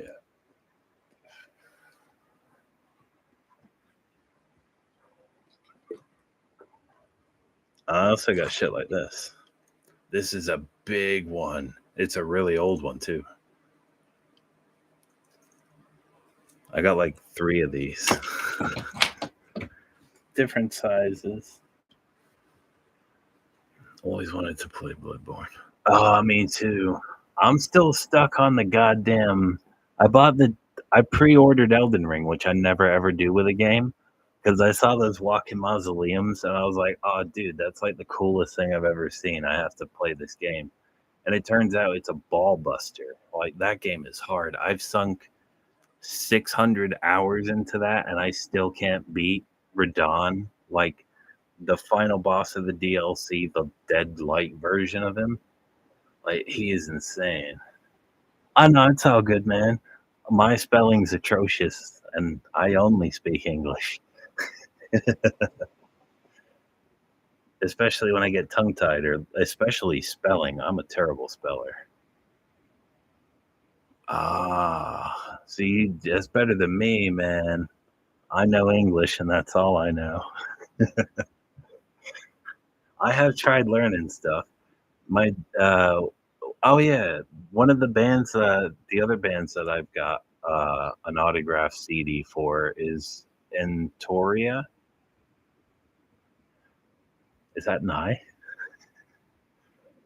And like it's signed by all the members of Entoria, because I've been friends with the drummer of that band, like I think about a year or 6 months before he actually started playing for the band. And he's like the oldest member in that band now. Like all the other members have gone, I think. It's crazy. The music's pretty good. It's like I would consider it like it's time to get drunk music and like drink from the horn. What languages you know? I know English and I know some funny, terrible things to say in German. I've been trying to learn funny, terrible things to say in Japanese because it also sounds pretty angry, but I'm terrible at it. I know a couple words in Lithuanian because I knew this dude who did MMA like a bunch of years ago, and he taught me shit like Mijla Puta, which I think is supposed to mean like piss phone or something. He said. What else do I know? I know a couple of words in my native tongue, like in Algonquin. So Algonquin's like the umbrella for like Algonquin speaking tribes, whereas like Abenaki, the tribe that I'm a part of, they're their own. I think I'm part of the West tribe. But the only words I know is like Arakunin, which is where Americans get the word raccoon from. Sorry, I'm missing.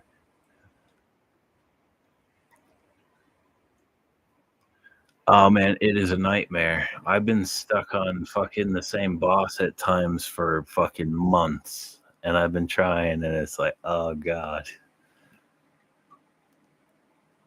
that's pretty brutal. I think.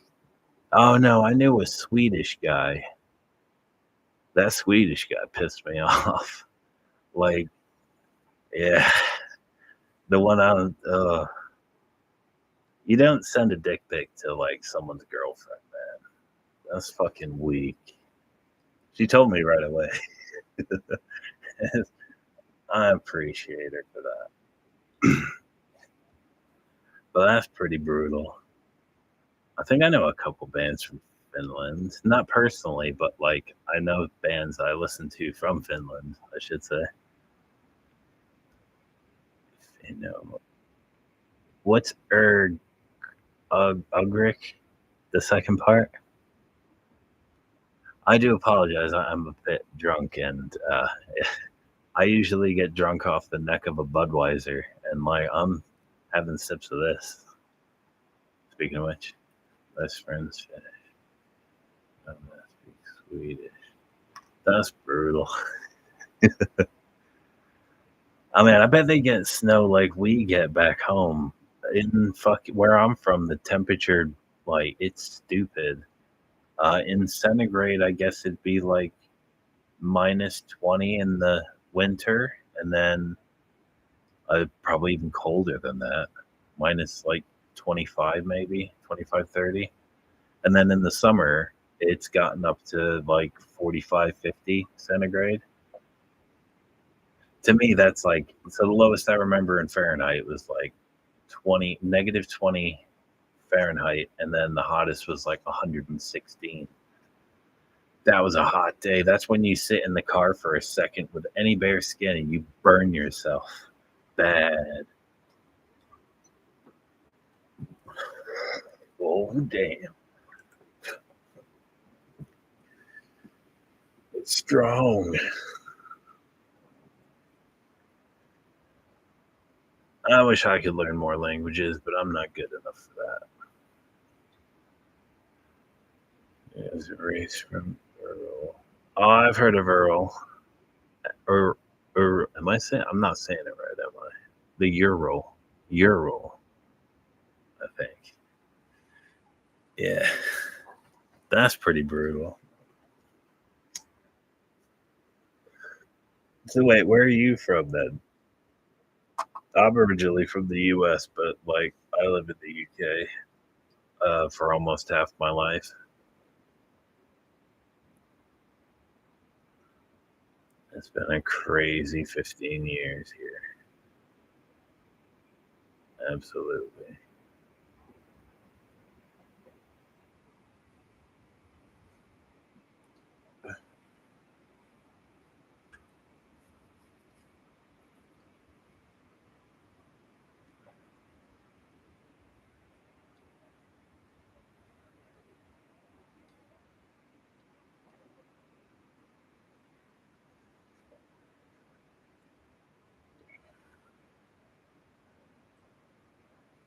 How did I go from that music you requested to fucking what was this? In Flames. Let's kick it up a notch with Goat Whore. Damn yeah.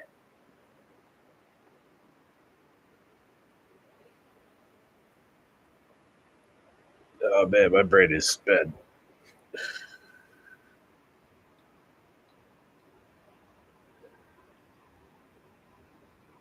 Not sure if you meant me, but oh man, me too. Oh well, I'm not from the UK, but I know both of you. This is UK. Are you from the north or the south of the UK? Black metal from my town.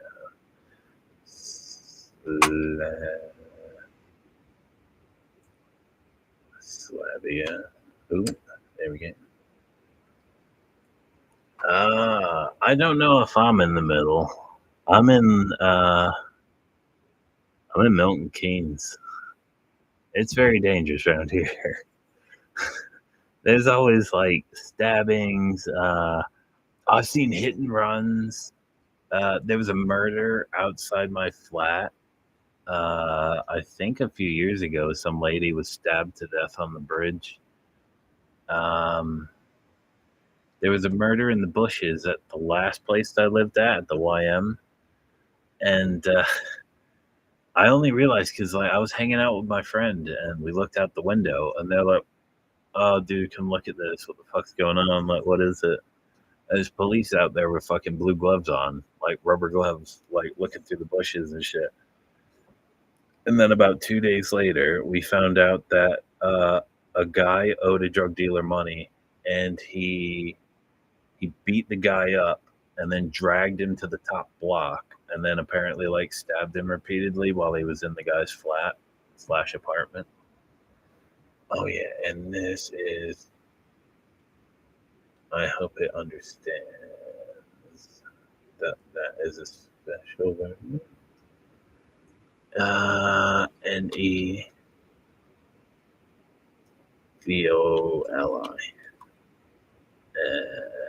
Kalen. Come on, brain, you can do it. There we go. I'll whack it on as soon as Goat Whore is done. It's almost over. I just love this riff. Apocalyptic Havoc.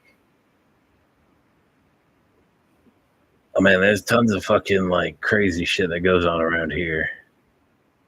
Fucking oh no, there was two fucking there was a murder and a suicide.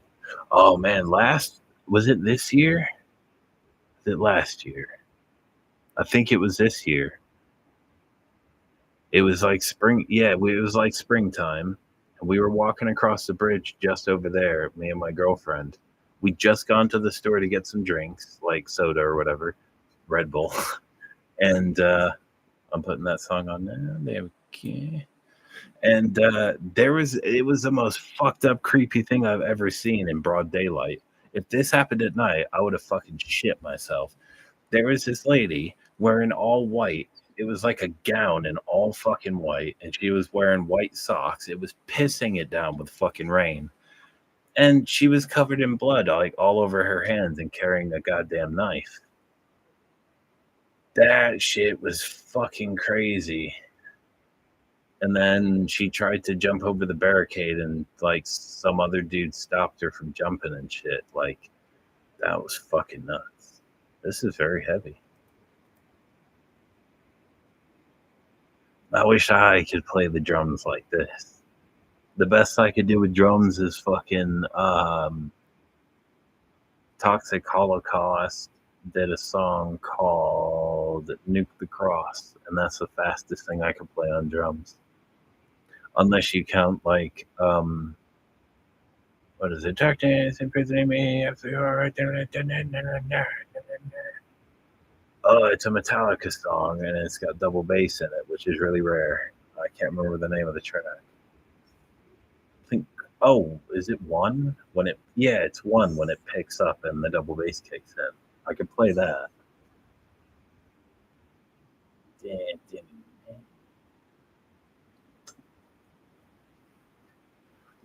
This music's pretty brutal.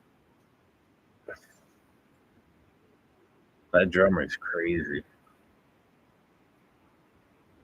And I like the solo and the tremolo picking. Hell yeah. Man, YouTube's gonna be pissy with me for smoking, but I need it to help me get through this.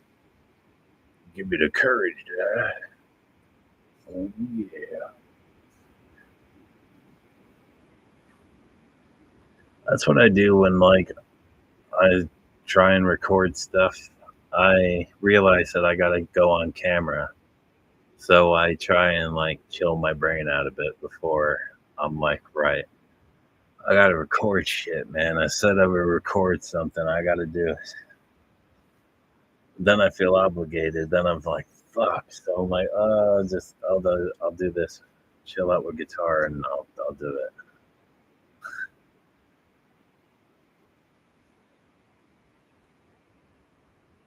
Man, this band puts me in mind of a different band, and I can't for the life of me think of what the fuck they are called.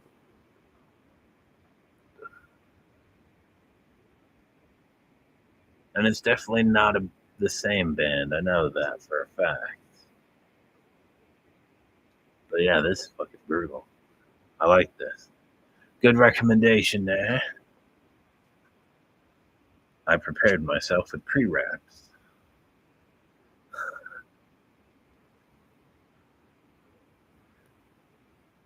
I'm gonna add this. I don't know if this is a request or not, but I'm adding it to the learn list because I want to learn it, and I'm gonna add it to the black metal list because I want to hear it at times. So black metal, and let's save it to the learn list, which is this one. Man, that learn list is fucking massive. It's got like over 300 tracks on it now, and it's missing like 50 something tracks, which is fucking poo. That's kind of the reason I don't really delete any videos I don't like that I've done. Because if someone saved it and I don't realize they saved it, and then I then take it down, I feel like a prick for doing that. Because like I've found some songs that are really fucking hard to find, and then it's just like poof, they're gone. Someone took it down because they're a jerk, or YouTube was like, no, you can't listen to that.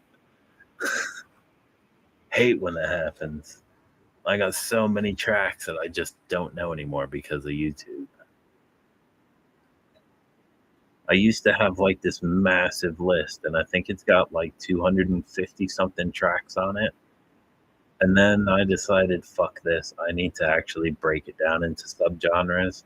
So I got a DSBM and a thrash and like a death metal and a suicidal list and all that shit. I even made a list that I listen to when like I go out to the graveyard. It's full of like fucking like eerie DSBM shit. Awesome shit. Good graveyard listening to music.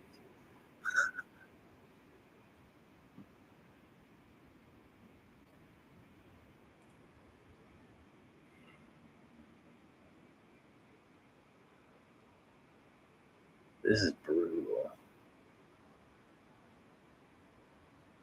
YouTube claims that this band you said is related to Cytotoxin, which is a pretty brutal death metal German band.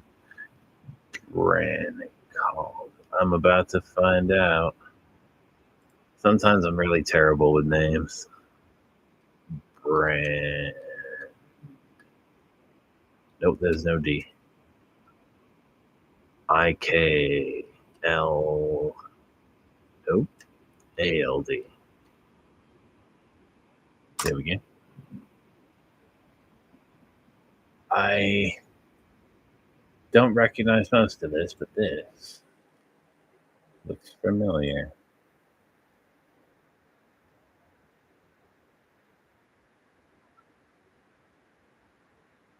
I don't think I've heard of this band before.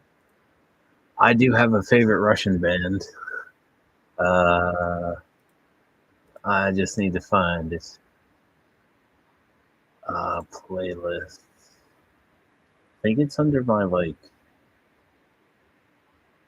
DSBM list.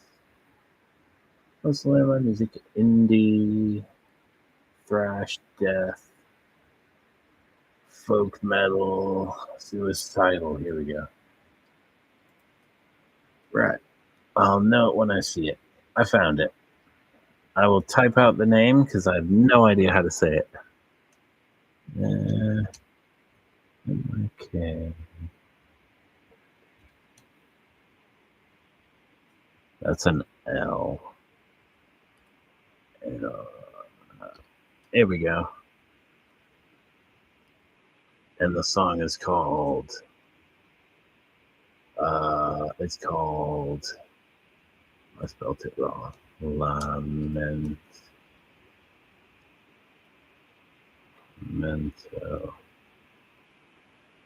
Lar.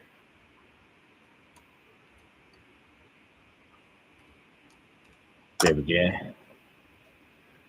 How I can show you my. That is a good idea. I don't know how. I also want to see whoever said they had a shield. I want to see that shield. Shields and fucking that stuff are awesome. And yeah, I don't recognize this band, but it sounds pretty brutal. I don't. I have Instagram and WhatsApp and and I have Discord. Yeah, I got Discord, but it's only on my PC because my phone's stupid. It won't let me sign in. My name. Oh, I just minimized the wrong one. That's you guys. So if I put you guys there, and I pull up Discord, make Discord smaller so I can see you guys. There we go. How do I find my name? Oh, okay. I think I found it. My name is. It's either that or it's.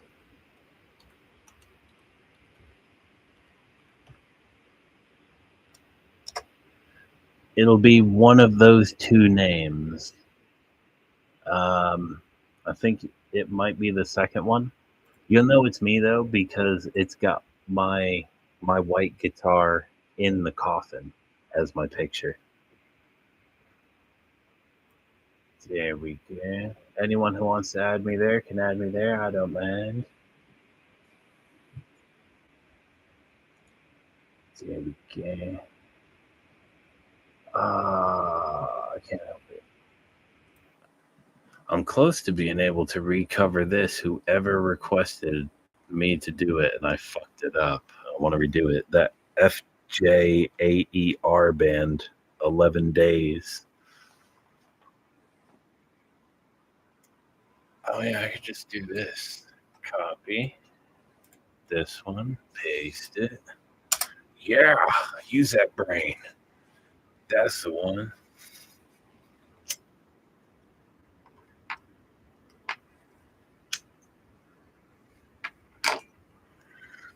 That was requested by someone. It's depressing as fuck, and I love it. Hell yeah. I listen to this shit in the fucking dark sometimes, and it's like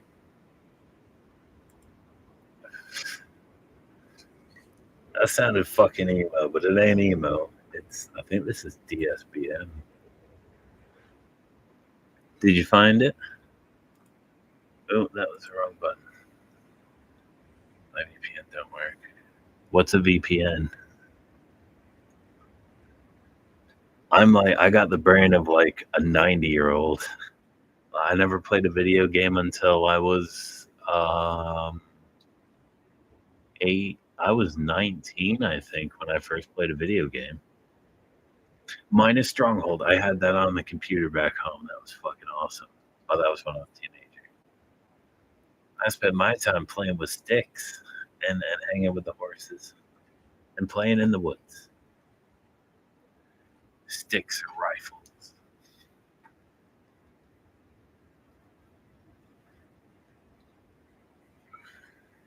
Oh? Is that you now?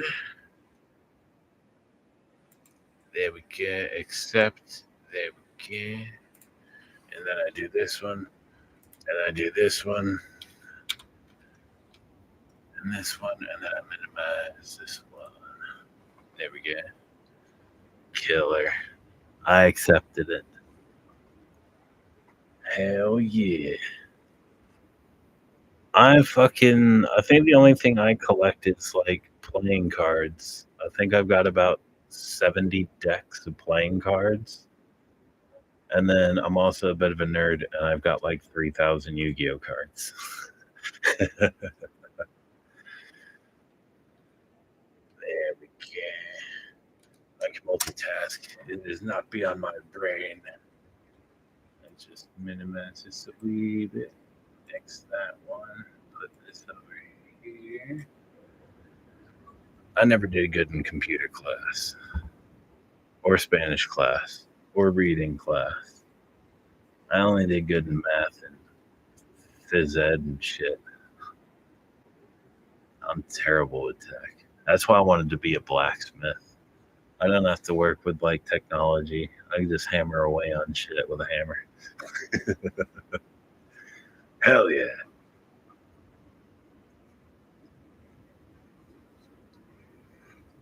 There we go.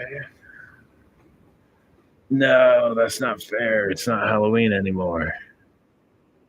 It's already November. Oh man, I got something crazy, right? My father, so I was born in like the mid 90s, and my father was born the year before Stalin died in the Soviet Union. And then his father was born when there were still Native Americans fighting the Americans, which is pretty goddamn crazy. So like, that's fucking weird, man. Like I always had like the oldest fucking parent in school, and like most of the time I had the youngest parent as well. Because when I was born, my mom was like 25 and my father was like 41, which is crazy.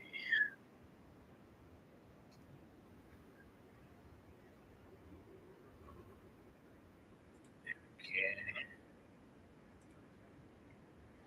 Nice.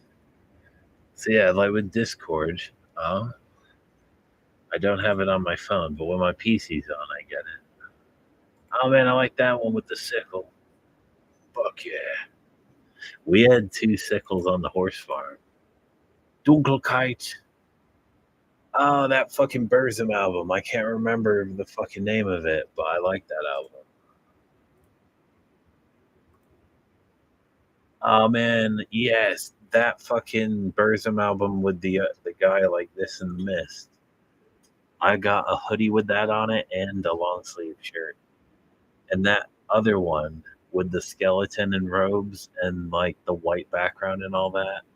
That is a sick band that someone asked that I cover, and I never heard it before, and they're fucking awesome. Pagan. I think I know Pagan right. I'm too stoned to read the blue one. Oh, hell yeah. These are some sick albums.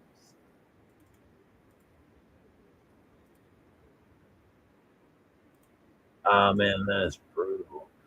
I used to have a bunch of them, and then, like, because we moved country, uh, American CDs don't work in British CD players, and, like, uh,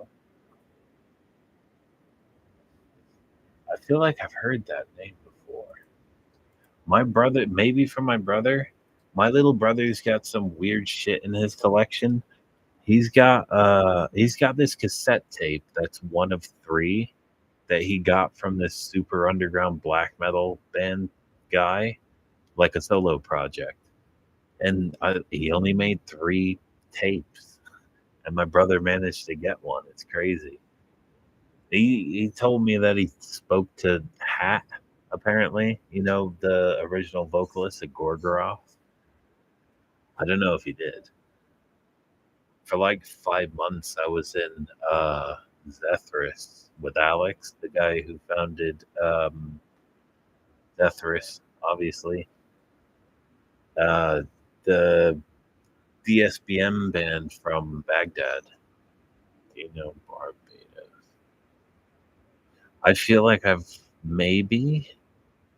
definitely know I've heard of Barbados, but I don't know if I'm thinking of the place. So possibly. Yeah, all my CDs from my collection, they were very different to what I listen to now. Well, if I got CDs again, I'd get fucking tons of black metal and death metal and shit. Hell, the dude is fucking crazy solid. I worked with him for like fucking 5 months or so, like over the internet and shit. And like, he's fucking brutal. Like, he's mega chill and all that and shit. The only thing is, like, he likes to make sure he gets his work done on time. So if you slack around, he's like, dude, I need those takes. Like, you got to send me them. Oh, no, I may not have heard of it then.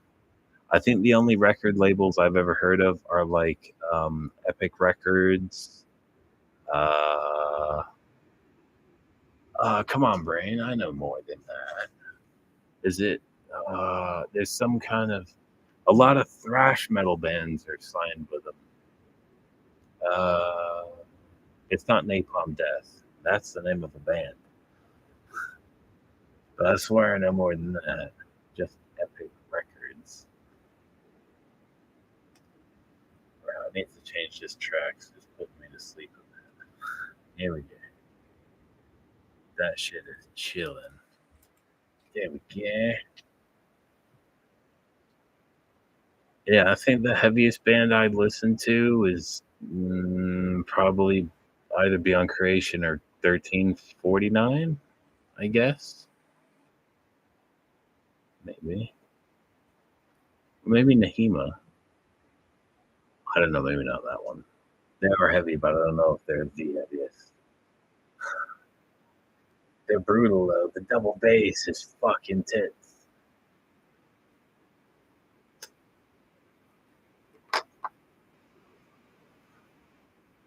Oh, my mom got me this when I was like a teenager over here. This was made by a woman in Alabama. It's a, you know how you get Thor hammers that are all decorative and shit?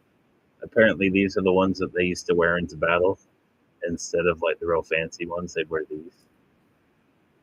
It's pretty sick. And then I bought a case for it, but my girlfriend got me a guitar pick that says I couldn't pick a better boyfriend.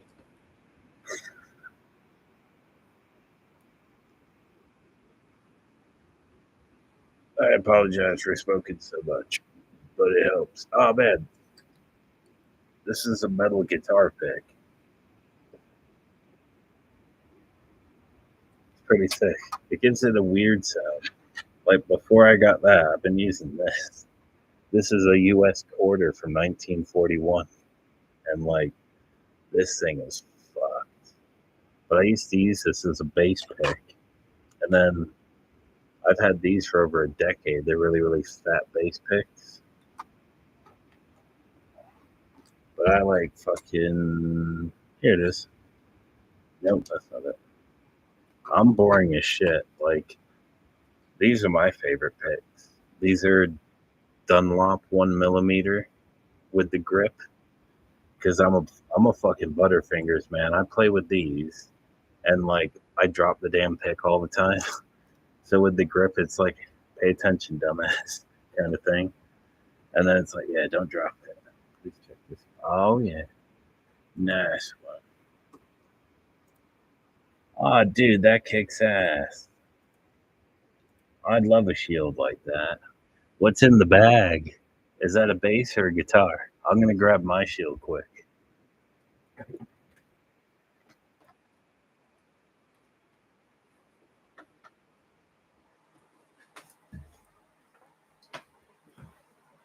So I go this way, right?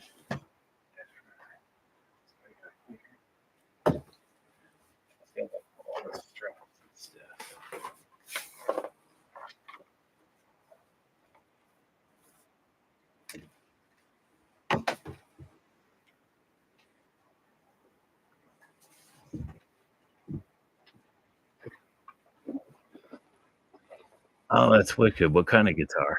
I fucking love instruments, man. I've sat here with like some of the people that sub to my channel, and I've sat there on like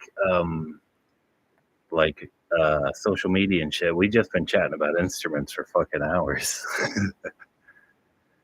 It's brutal. It's heavy though. The main strap that went down is for carrying it on your back. Oh no, that's my so my father is 75% Abenaki, but my mom is English and Welsh. And that's the St. Albans coat of arms where like her family's from. Oh man, it was crazy. My grandpa who died uh, over here, the Native American one drank himself to death after World War II in '77. But my grandfather over here, he died like 5 years ago at the beginning of COVID or whatever from neglect from the NHS. Um, but he used to tell me stories when I was a kid about he was like 8 or 9 years old during the Blitz, and like German bombers would come in like in swarms, and then you'd hear a, and then it would stop whistling just before it got to the ground, and then it'd be silent, and then you hear a massive explosion. And he told me he would go out and see which of his friends had got hit. He told me one of his friends got, he didn't get hit by the bomb, but it hit a building, and then the building fell onto him and killed him. I think that kid was like 8 or 9.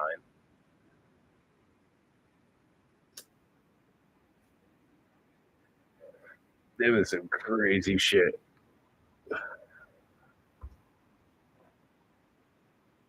That's why I got more interesting shit. I got a shit tons of different duct tape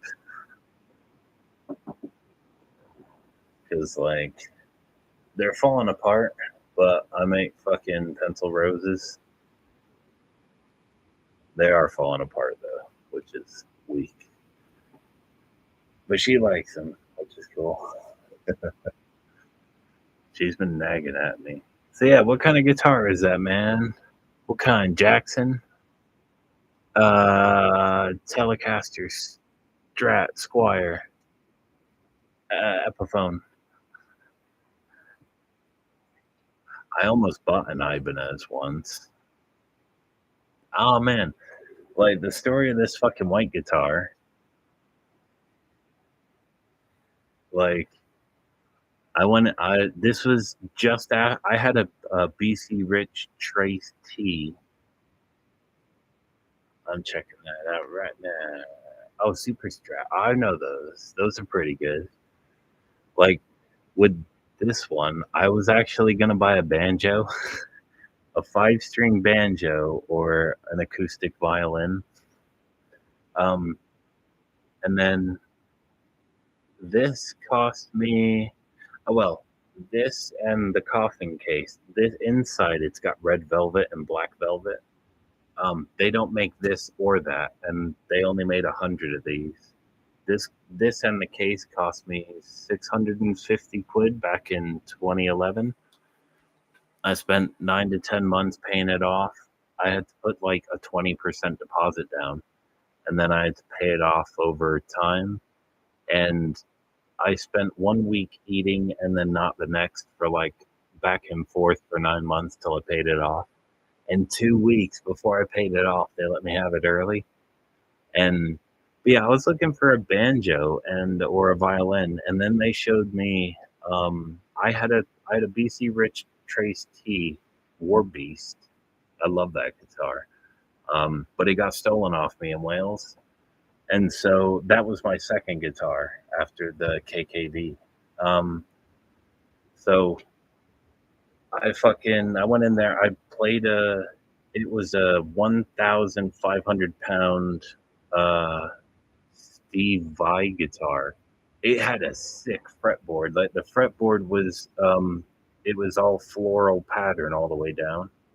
Hey man, how's it going?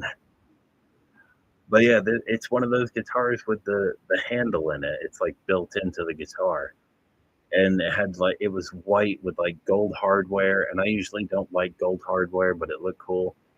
And then it felt okay, but it didn't feel as nice as my Trace T that got stolen like around that time. And then the guy Richie, who was working at this place called Roland's Music that no longer exists, he fucking went on the internet. He said that they still had a contract with BC Rich, so they could get BC Rich guitars imported from California. Um, so he was looking on the website while I was looking around the store, and he said they have this thing called a Draco Ghost, and because they know my birth name is Ghost Horse, they thought it'd be pretty cool. So they showed me it, and I was like, "Oh man, that's sick! I bet they don't have any in stock though, because it's limited edition." Thanks, man. Which one? The white one?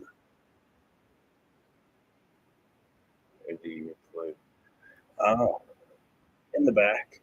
Actually, the reason why I never played this in my older videos is because I stood on the jack when I was 18 and I accidentally ripped the back out. And you might be able to see the crack where it got ripped.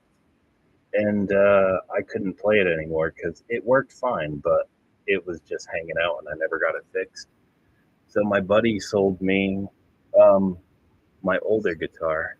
Oh, I use a Line 6 Spider 4, 30 watt. I was gonna go for a Black Star because I really love how those sound, but I don't like tube amps because I'm a klutz and I'd break it somehow. So I went for a solid state amp, and this thing sounds pretty good.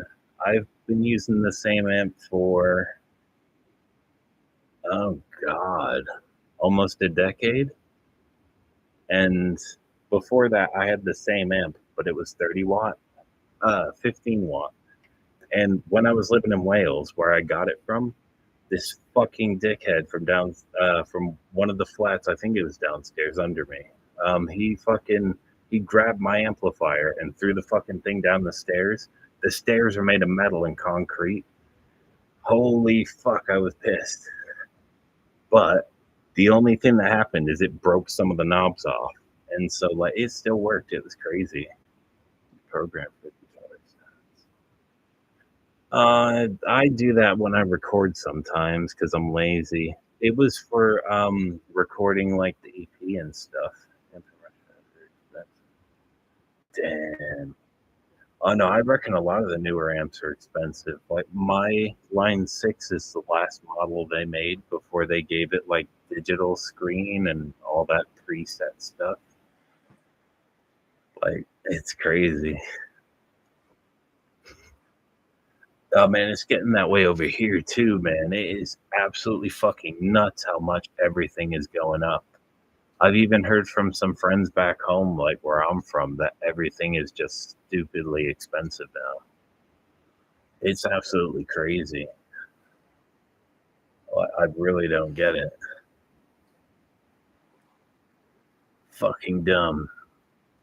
Ugh.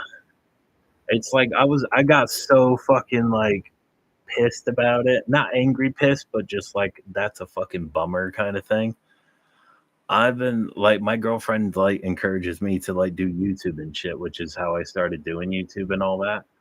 And like she she encourages me to like play guitar and all that crap for like YouTube to like because I'm a very, very, very isolated person. I don't speak to anybody but her basically in my life, except for maybe the delivery guy with the food.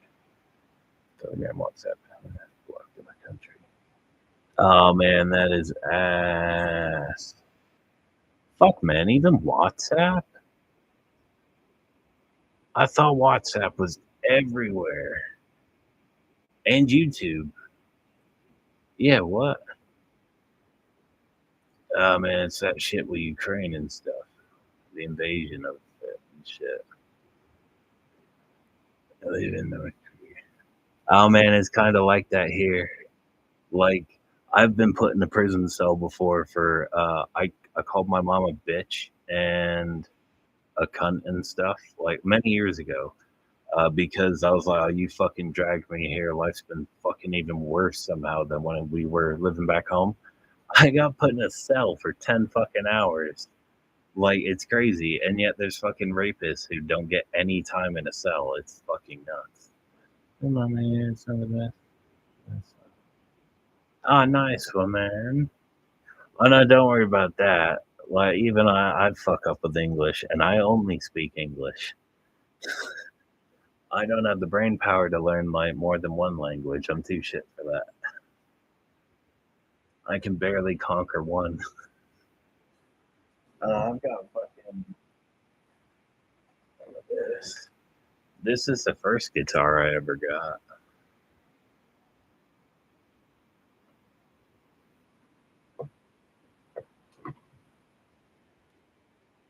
Oh, didn't care.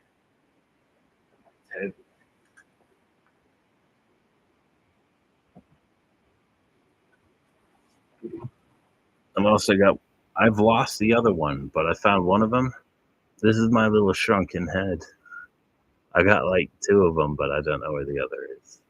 It's got sewn eyeballs. Uh, oh man, that's one of the ones that got taken down. One of those M8L8TH covers had like 3,000 views and it got cut off at 3,000. I was like, what the fuck's this? Like when I appealed the first like two, and then I found out like all that stuff, and I was like, oh, okay, I see. I didn't know that. There's a lot of bands that like my friends are shocked. They're like, oh, you didn't know that was NSBM? I was like, oh, I had no fucking idea. I like the music. Fucking awesome. Yeah. Especially when they put double bass. I fucking love double bass. Ah man, Neonum's fucking tits. I love Neonum. Neonum? No, it is Neonum. Yeah, that fucking band's brutal. Oh man, I looked fucking when I got back from seeing her, and like, I think it's a Deucalius cover has almost 10,000 views. It's fucking insane. Like, for most of my channel's history, that Suicide song was like the top song, and it's been beaten by a couple Deucalius. I didn't even know they were Finnish, so I do know another Finnish band. That's brutal. I think I learned that band from my little brother. Can I melody listen to? Oh, um, I'd probably say different variants of black metal, like heavy, heavy, heavy debt black and DSBM, a little NSBM. Um, I also throw on death a lot, like the band. So that'd be death metal, I guess. But my favorite genre would probably be black and thrash metal, maybe. There's something about super fast, solo-y black metal that's just fucking tits. Especially when they put like super heavy double bass in it. That's just magic. Now I'd love to be able to play that fast. Nowhere near that good.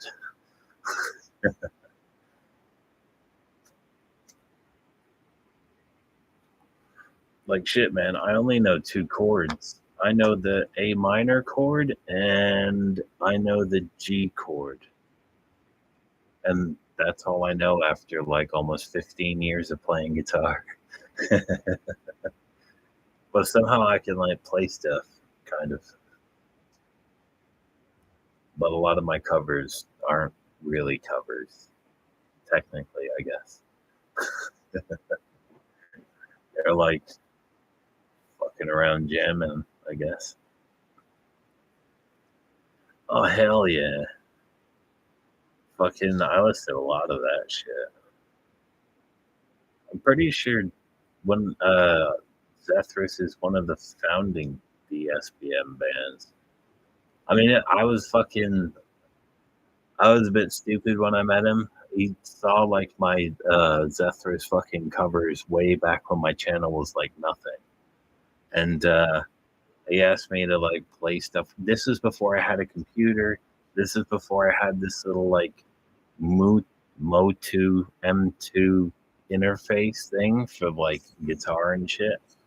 And I use Reaper because of Alex of Zethris. That was the wrong one to minimize. This one. I use Reaper with Archetype Nolly X. Hell yeah. I think a fair few of the ones on my suicidal list, which is basically my DSBM list. There's a good few Russian bands on there. And Scandinavian. Oh yeah. That shield's fucking cool though, man. I like it. That's wicked. I've got one of my brother's like tapes around somewhere. He gave me like a bunch of his tapes and shit, and I think I've got 2, and one of them has tracks he never released on it, but I can't play them because I don't have a tape recorder. Do you know? I do not. Check. Nah, I don't know. Oh man, I only learned recent. I think it was a couple years ago that like I thought it was called Czechoslovakia, but that's not been called that for a long time. Ooh. Yes, this one. Say it again. Yes, that one.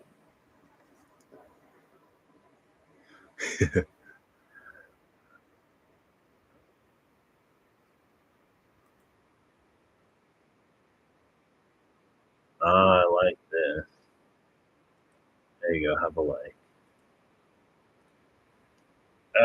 Put you in my learn list.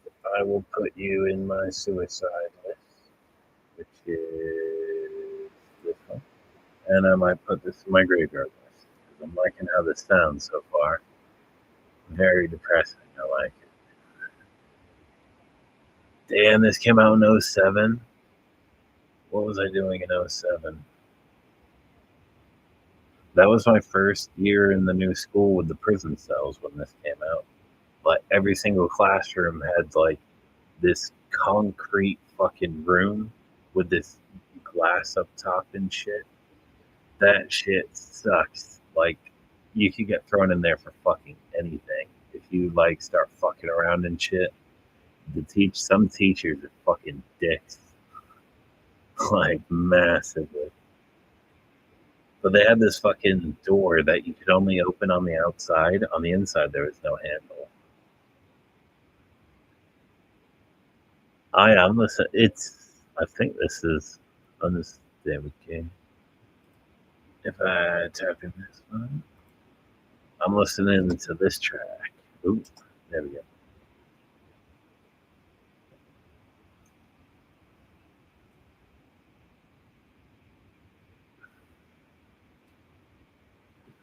Oh. Oh man, I don't know if you guys have seen it, but in some of my older videos, I still have the shirt. I used to wear it when I was apprentice for a blacksmith like a couple years ago. Like there's a chunk in 2001 where I deleted like a fuck ton of videos because I was trying to play guitar, but I was still trying to heal. I got second-degree burns on my whole palm. That shit went out like here. It's fucking painful. I was basically one-handed forever for fucking ages. Uh, vocalist. There's no Y in it. Images.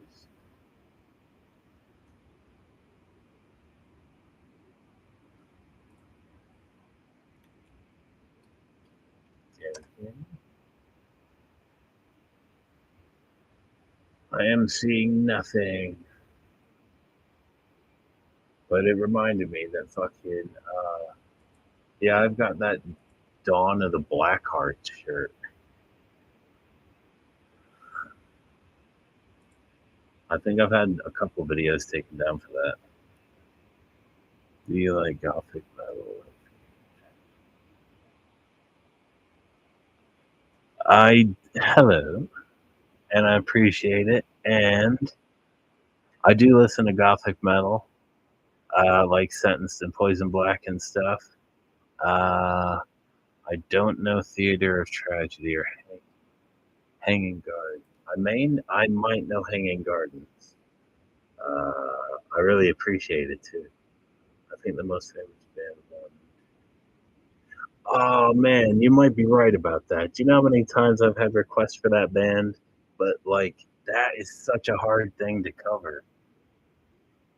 Uh I don't know. It's like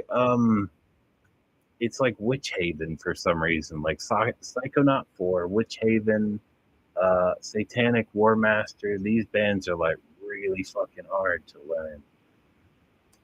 It's crazy. So the first one was Theater of Theater of Tragedy. If only I could spell. There we go. And let's go for this one.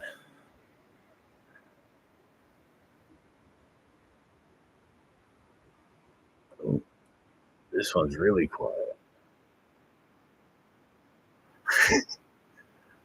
Nah, they're all right. I've thrown them on. I'm thinking that this is not what you asked me because this doesn't sound like gothic metal. It sounds like technical death metal. I'm gonna save this because I like the sound of this stuff. Let's say it's a black metal. All right, where did I mess that up? Theater of Tragedy. If I type in gothic band, what about now? And here we go.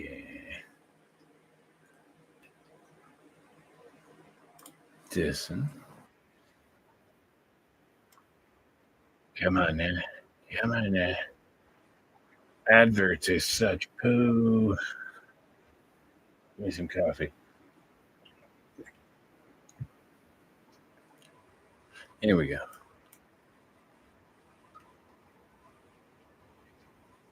I have a bass now, so I'd be able to play that.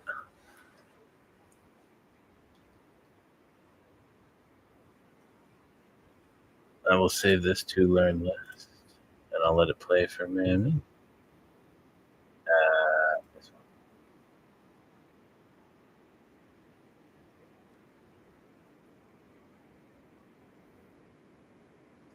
It needs a solo shredding on it, damn it.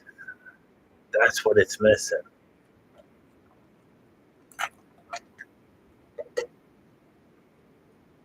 This puts me in mind of like stoner music. I like stoner metal music. Show the sun wheel from. Oh yeah. It's this one.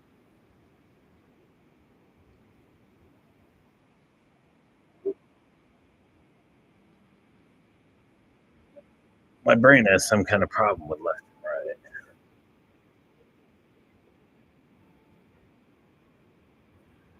This is probably the most expensive shirt I ever paid for. I think it was like 65, 70 quid, including shipping from Ireland. And I'm in England, so it shouldn't be that much. But I definitely need to play this game because I definitely love Elden Ring. The game is awesome.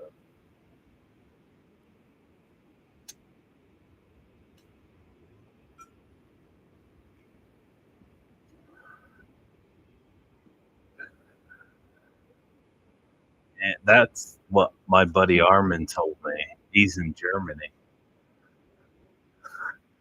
Like he would get in trouble if you wore this shirt there. Uh, Hanging Garden album. Hanging Garden. She has a very nice voice. I swear there was like it was some either Russian or Eastern European like it's an all lady like blacky goth metal band, I guess.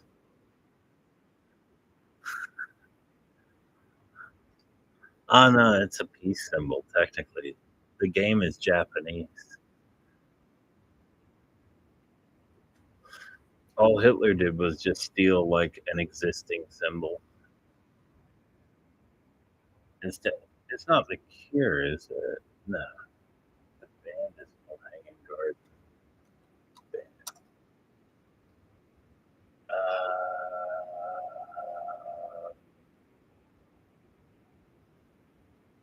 This looks like it might be it.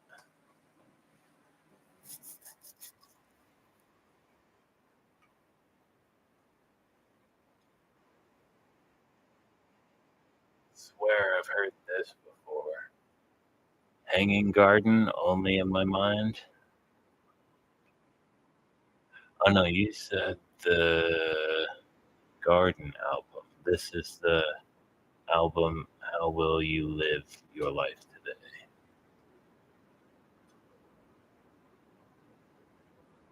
That one by Theater Tragedy. Can I highlight it?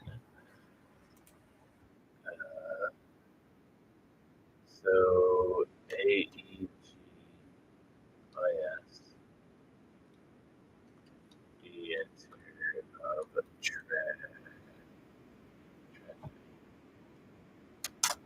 okay. Uh-huh.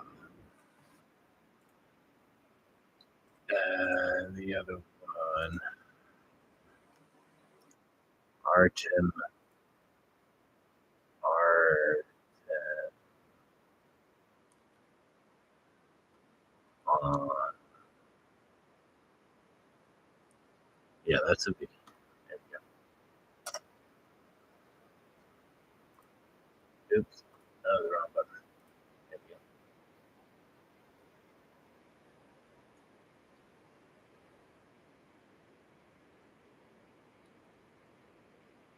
go. Yeah.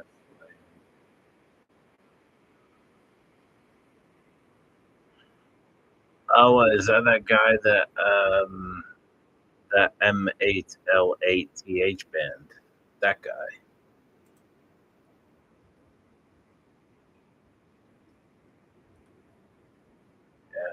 Same as,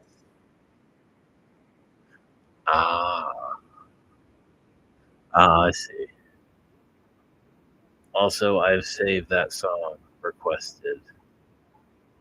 AEGIS. Well, I'm gonna head out. What's the next band? Hell yeah, thanks for joining, man. Let's see.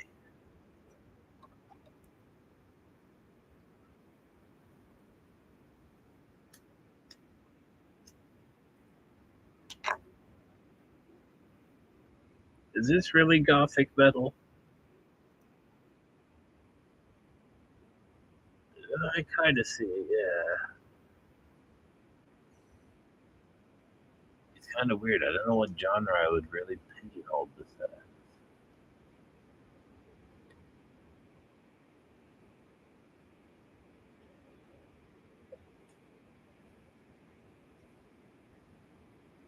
Right.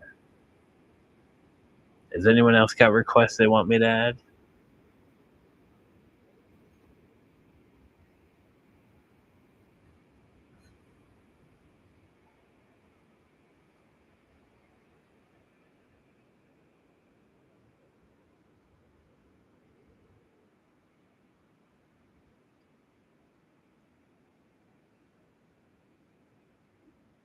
That's either reverb or he's pinching the string.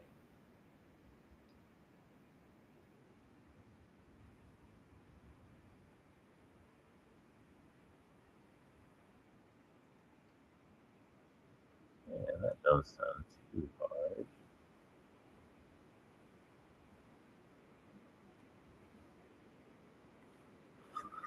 Skin eruption.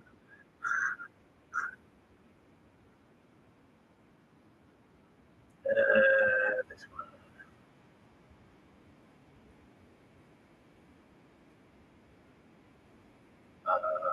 That's punk. Aha, found it. Naima. I think at least Swedish, Finnish. Oh, I think fucking Arcanum is Finnish, I think, or they might be Swedish. I heard that guy retired too. He's not making fucking Arcanum music no more. I like Java Fran Trulin and Tremilder and other ones. Those are fucking awesome tracks.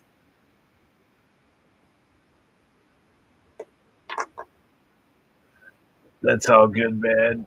Hell yeah. I'll do another one of these, like, again. Catch you later, man. Hell yeah. I will carry this on a little bit longer, but I will call it in a bit because it's like almost 1 o'clock. But not just yet. That's crazy. I've almost done 3 hours. Accomplishment is.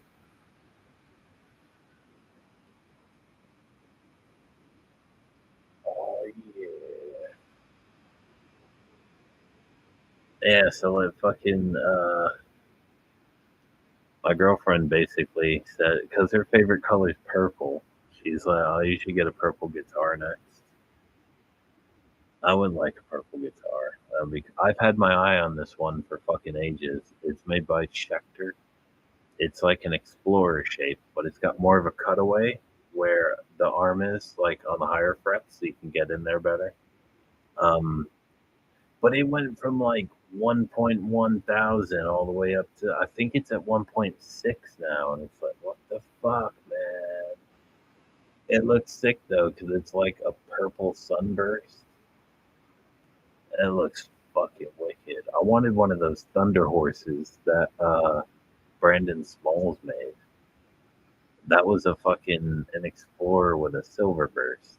That looked fucking wicked.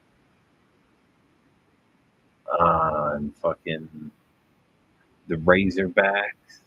I always wanted one of them fucking slime green Razorbacks by Dimebag Daryl from Dean. Those are fucking cool, man.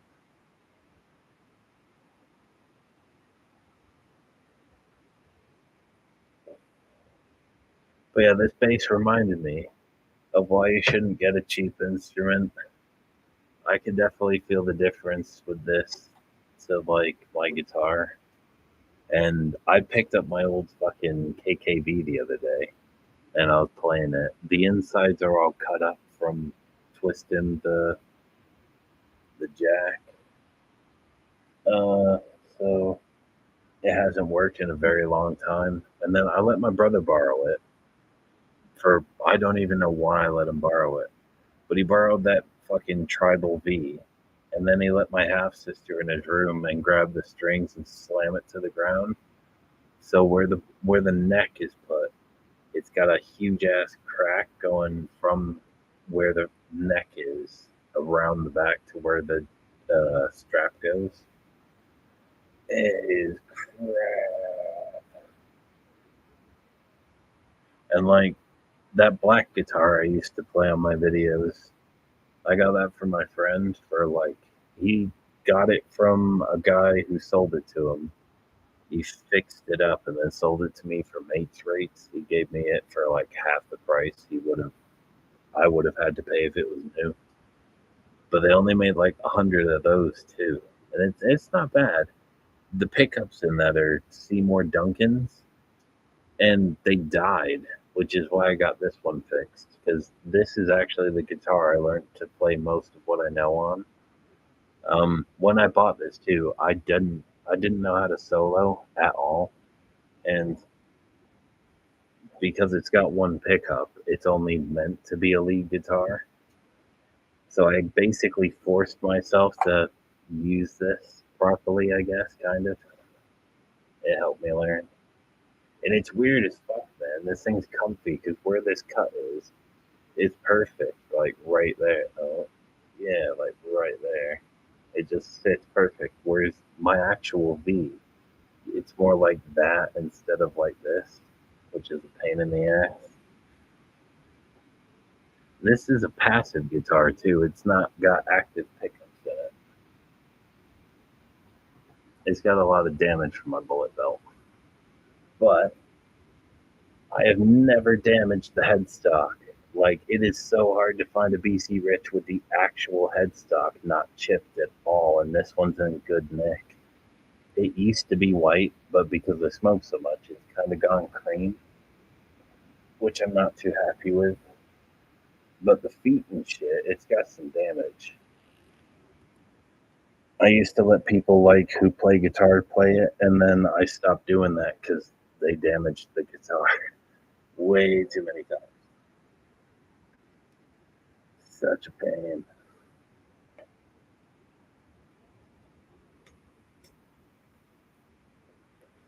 But yeah, I was shocked about this fucking white one because when I got it repaired, I hadn't played it since I think whenever I posted a video of me playing it when it was still broke, I guess. But like the pickups in it are Rockfield fat ass pickups that came with it. And they're still alive after almost 15 years of playing. Whereas like my Seymour Duncans, both of the pickups are dead. Absolutely weak. That's crazy. And that black V I've got's really fucking heavy. Like stupidly. I think it's only made of basswood too. Whereas my white guitar is made of NATO, which is like I heard it's like an Asian mahogany wood, but it's light. And apparently as that guitar ages, it'll get a warmer sound over time. They say, from what I heard from the guitar people. Oh man, and the coffin case actually has coffin keys to lock it up. This is the key to my coffin. It's like a little tiny tombstone. Fucking awesome. But I need to get new ones because the two keys that came with it, one of them actually snapped off and twisted inside the case, and it was a nightmare getting it out. It was such a pain in the ass. Dude, King.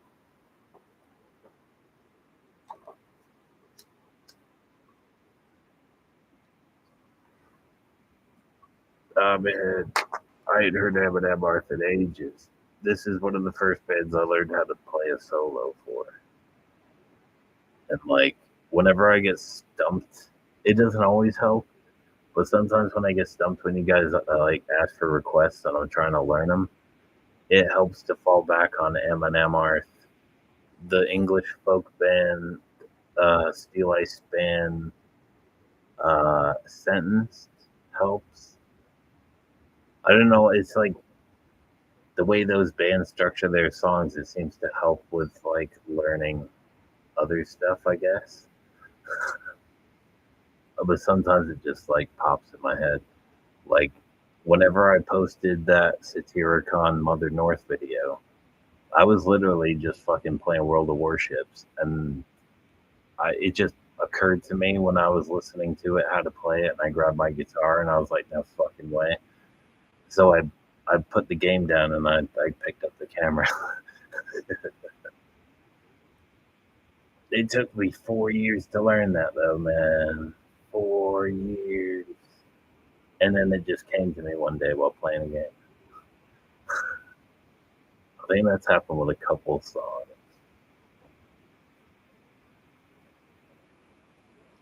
Yeah.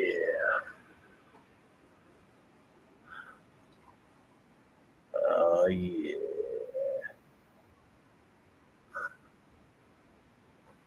A little bit more to this. Oh, dear.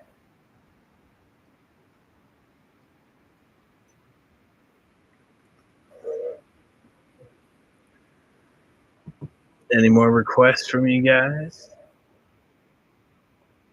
Anything you want me to cover in the future that I can add to the list?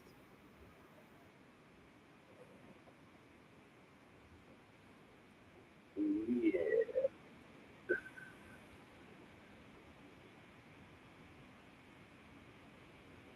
Preferably not like NSBM because I may get in trouble again for covering any of that stuff. But like normal Black Metal and stuff, that's wicked. Or DSBM, I like DSBM. Happy Days, Lamentations. No, I fucking love Lamentations. They have a piano. I've been trying to get my fucking like girlfriend to do some fucking vocals for and shit, and possibly get her to play piano again. I don't know how to fucking play piano. It'd be cool to put piano on something, even if it's just one. That would be cool. Something depressing.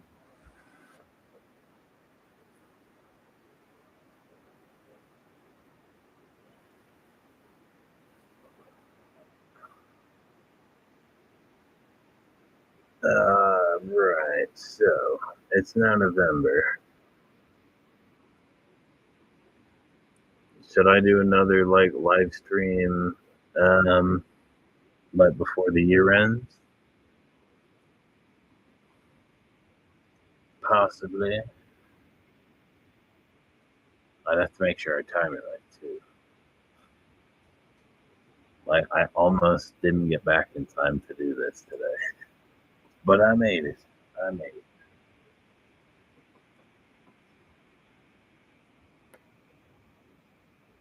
There we go.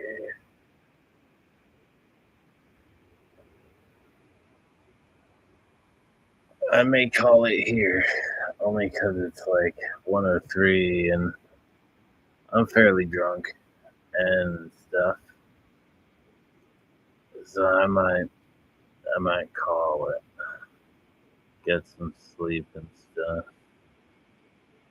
and fucking either tomorrow or the next day I gotta tidy. But I'd like to do some recording, and I got new tracks on the save to learn list. So that means I got new songs. Some of those fucking tracks are stumping me big time. I think Witch Haven ADD has been on there the longest. And that request was from my friend from like, I think he's been waiting for like 5 years for me to cover that. And I haven't got the slightest idea. I've even tried like looking at like live performances. I never usually look at how someone plays it or other like covers and stuff, but I am so fucking stumped on it. I cannot figure it out for the life of me what the hell he's playing. It is crazy, but I like to learn how to play it. Absolutely. Okie dokie, everybody. I'm gonna go to bed. I'm pretty knackered. It's been awesome. I didn't think I'd make it over 3 hours. That's pretty brutal. Um, and yeah, if you guys want me to do another live stream before the end of the year, let me know, and I'll do it. And now I've got to remember that I said I'd do it and pick a day if you guys want me to do another one. Yeah, it's been awesome. And I got new songs on that list to learn, which is cool. Hell yeah. All right, peace out, everyone. Have a good rest of your day, night, stuff. Safe. And I'll catch you later, man. How do I do stuff? Oh. Before I go, what songs? Lamb of God. Lamb of God. What have I covered by Lamb of God so far? Lamb of God. This one. Lamb of God. I've done Reclamation, Broken Hands. I only did the intro apparently to Black and the Cursed Sun, and I've done the past. So Lamb of God, Lamb of God. Yeah, any particular tracks you want? Like in particularly? I know the Wrath album fairly well. I know the Wrath album musically. I think I know how to play like two of them. But that's one of the albums my mom got me when I was a teenager, so I know a lot of those tracks. Oh, and there was a Purple album with a chalice on it. I used to have that album too. Descending. Oh, that's the album with Black the Cursed Sun. I see. Oh, is this the album with Ghost Walking? Or is that a different album?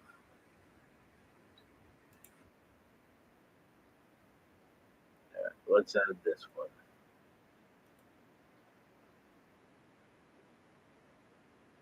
Hell yeah. It's this one. And a couple of these. I've done Reclamation. I'd really like to learn how to play Ghost Walking. Especially that bass intro, that was pretty sick.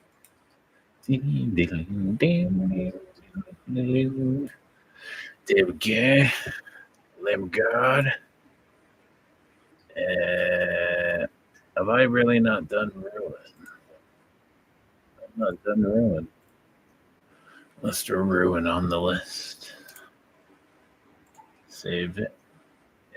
And this song's still playing. The Diddle Study. I'm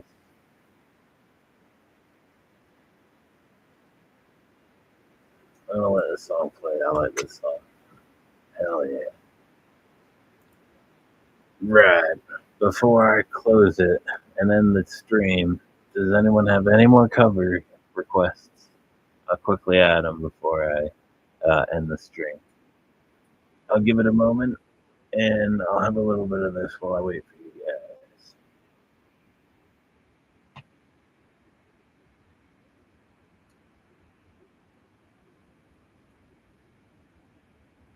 That is a weird thing I've noticed too about fucking when I cover shit. I get a lot more flack when it's like, fair enough if it's like out of tune or shit or whatever. I think some of my fucking covers are fucking trash. I can't stand some of them, but I leave them up because I don't want to like. If someone likes it, then they like it. I wouldn't want to stop and listening to it because I don't like it. But I forgot what I was saying. It was something about something. I can't even remember what I was saying was trash. Come on, brain. Jesus, get it together now. Oh yeah, covers. But I think some of them are trash that I do. I think so. But yeah, I don't take them down in case like somebody likes them and stuff. That was it, yeah. But there was something else and I can't remember what it was. And my brain is done. It was something about something. Oh man, this is like one of the last ones I have from when I was a kid back home. These are made by Sleech. It's like a little soldier guy with a shield and stuff, and it makes a mean looking mace. Catch you later, man. Thanks for joining. So I added some Lamb of God. I added the other ones up there. I know I've got 5 for about 4 on the list of stuff.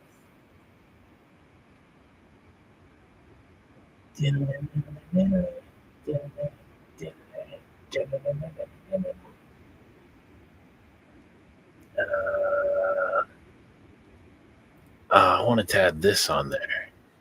Municipal Waste, Wave of Death. Fucking awesome song. I'm also gonna add this to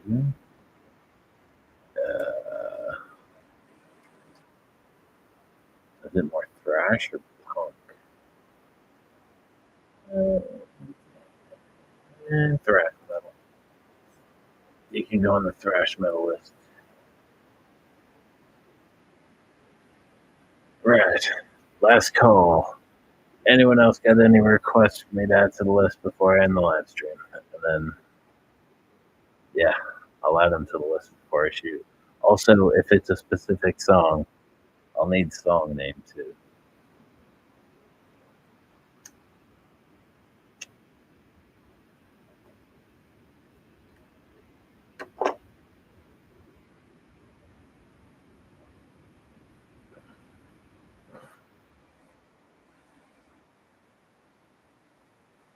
Yeah, this is definitely thrash metal.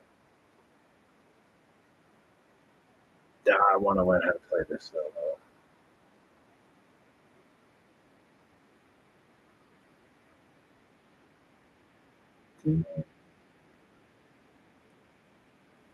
I'll give it another minute. All their albums are awesome. Just if you want it. Wicked. I did. I added like 3 or 4 tracks. Hell yeah. Right. I'll have a couple more polls on this and then I'll end it.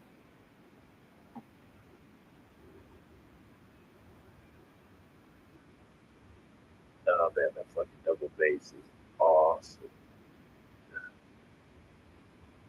Oh yeah. I recognize it just from how it's spelled. I always make my brain tells me it's omelet, but it's not omelet. Lamb of God. It's Omerta. I swear that's on the Chalice album, isn't it? No, it's. I remember this album. This is my mom's album that I used to steal off her. Here we go. And save it to this one. Damn, I ain't heard this album in fucking a long time.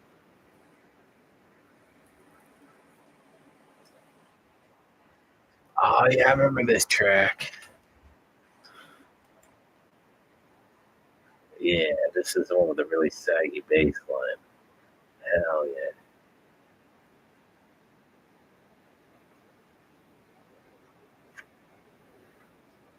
Wicked. Just make sure I saved it because I can't remember now. I did. I did save it. Wicked.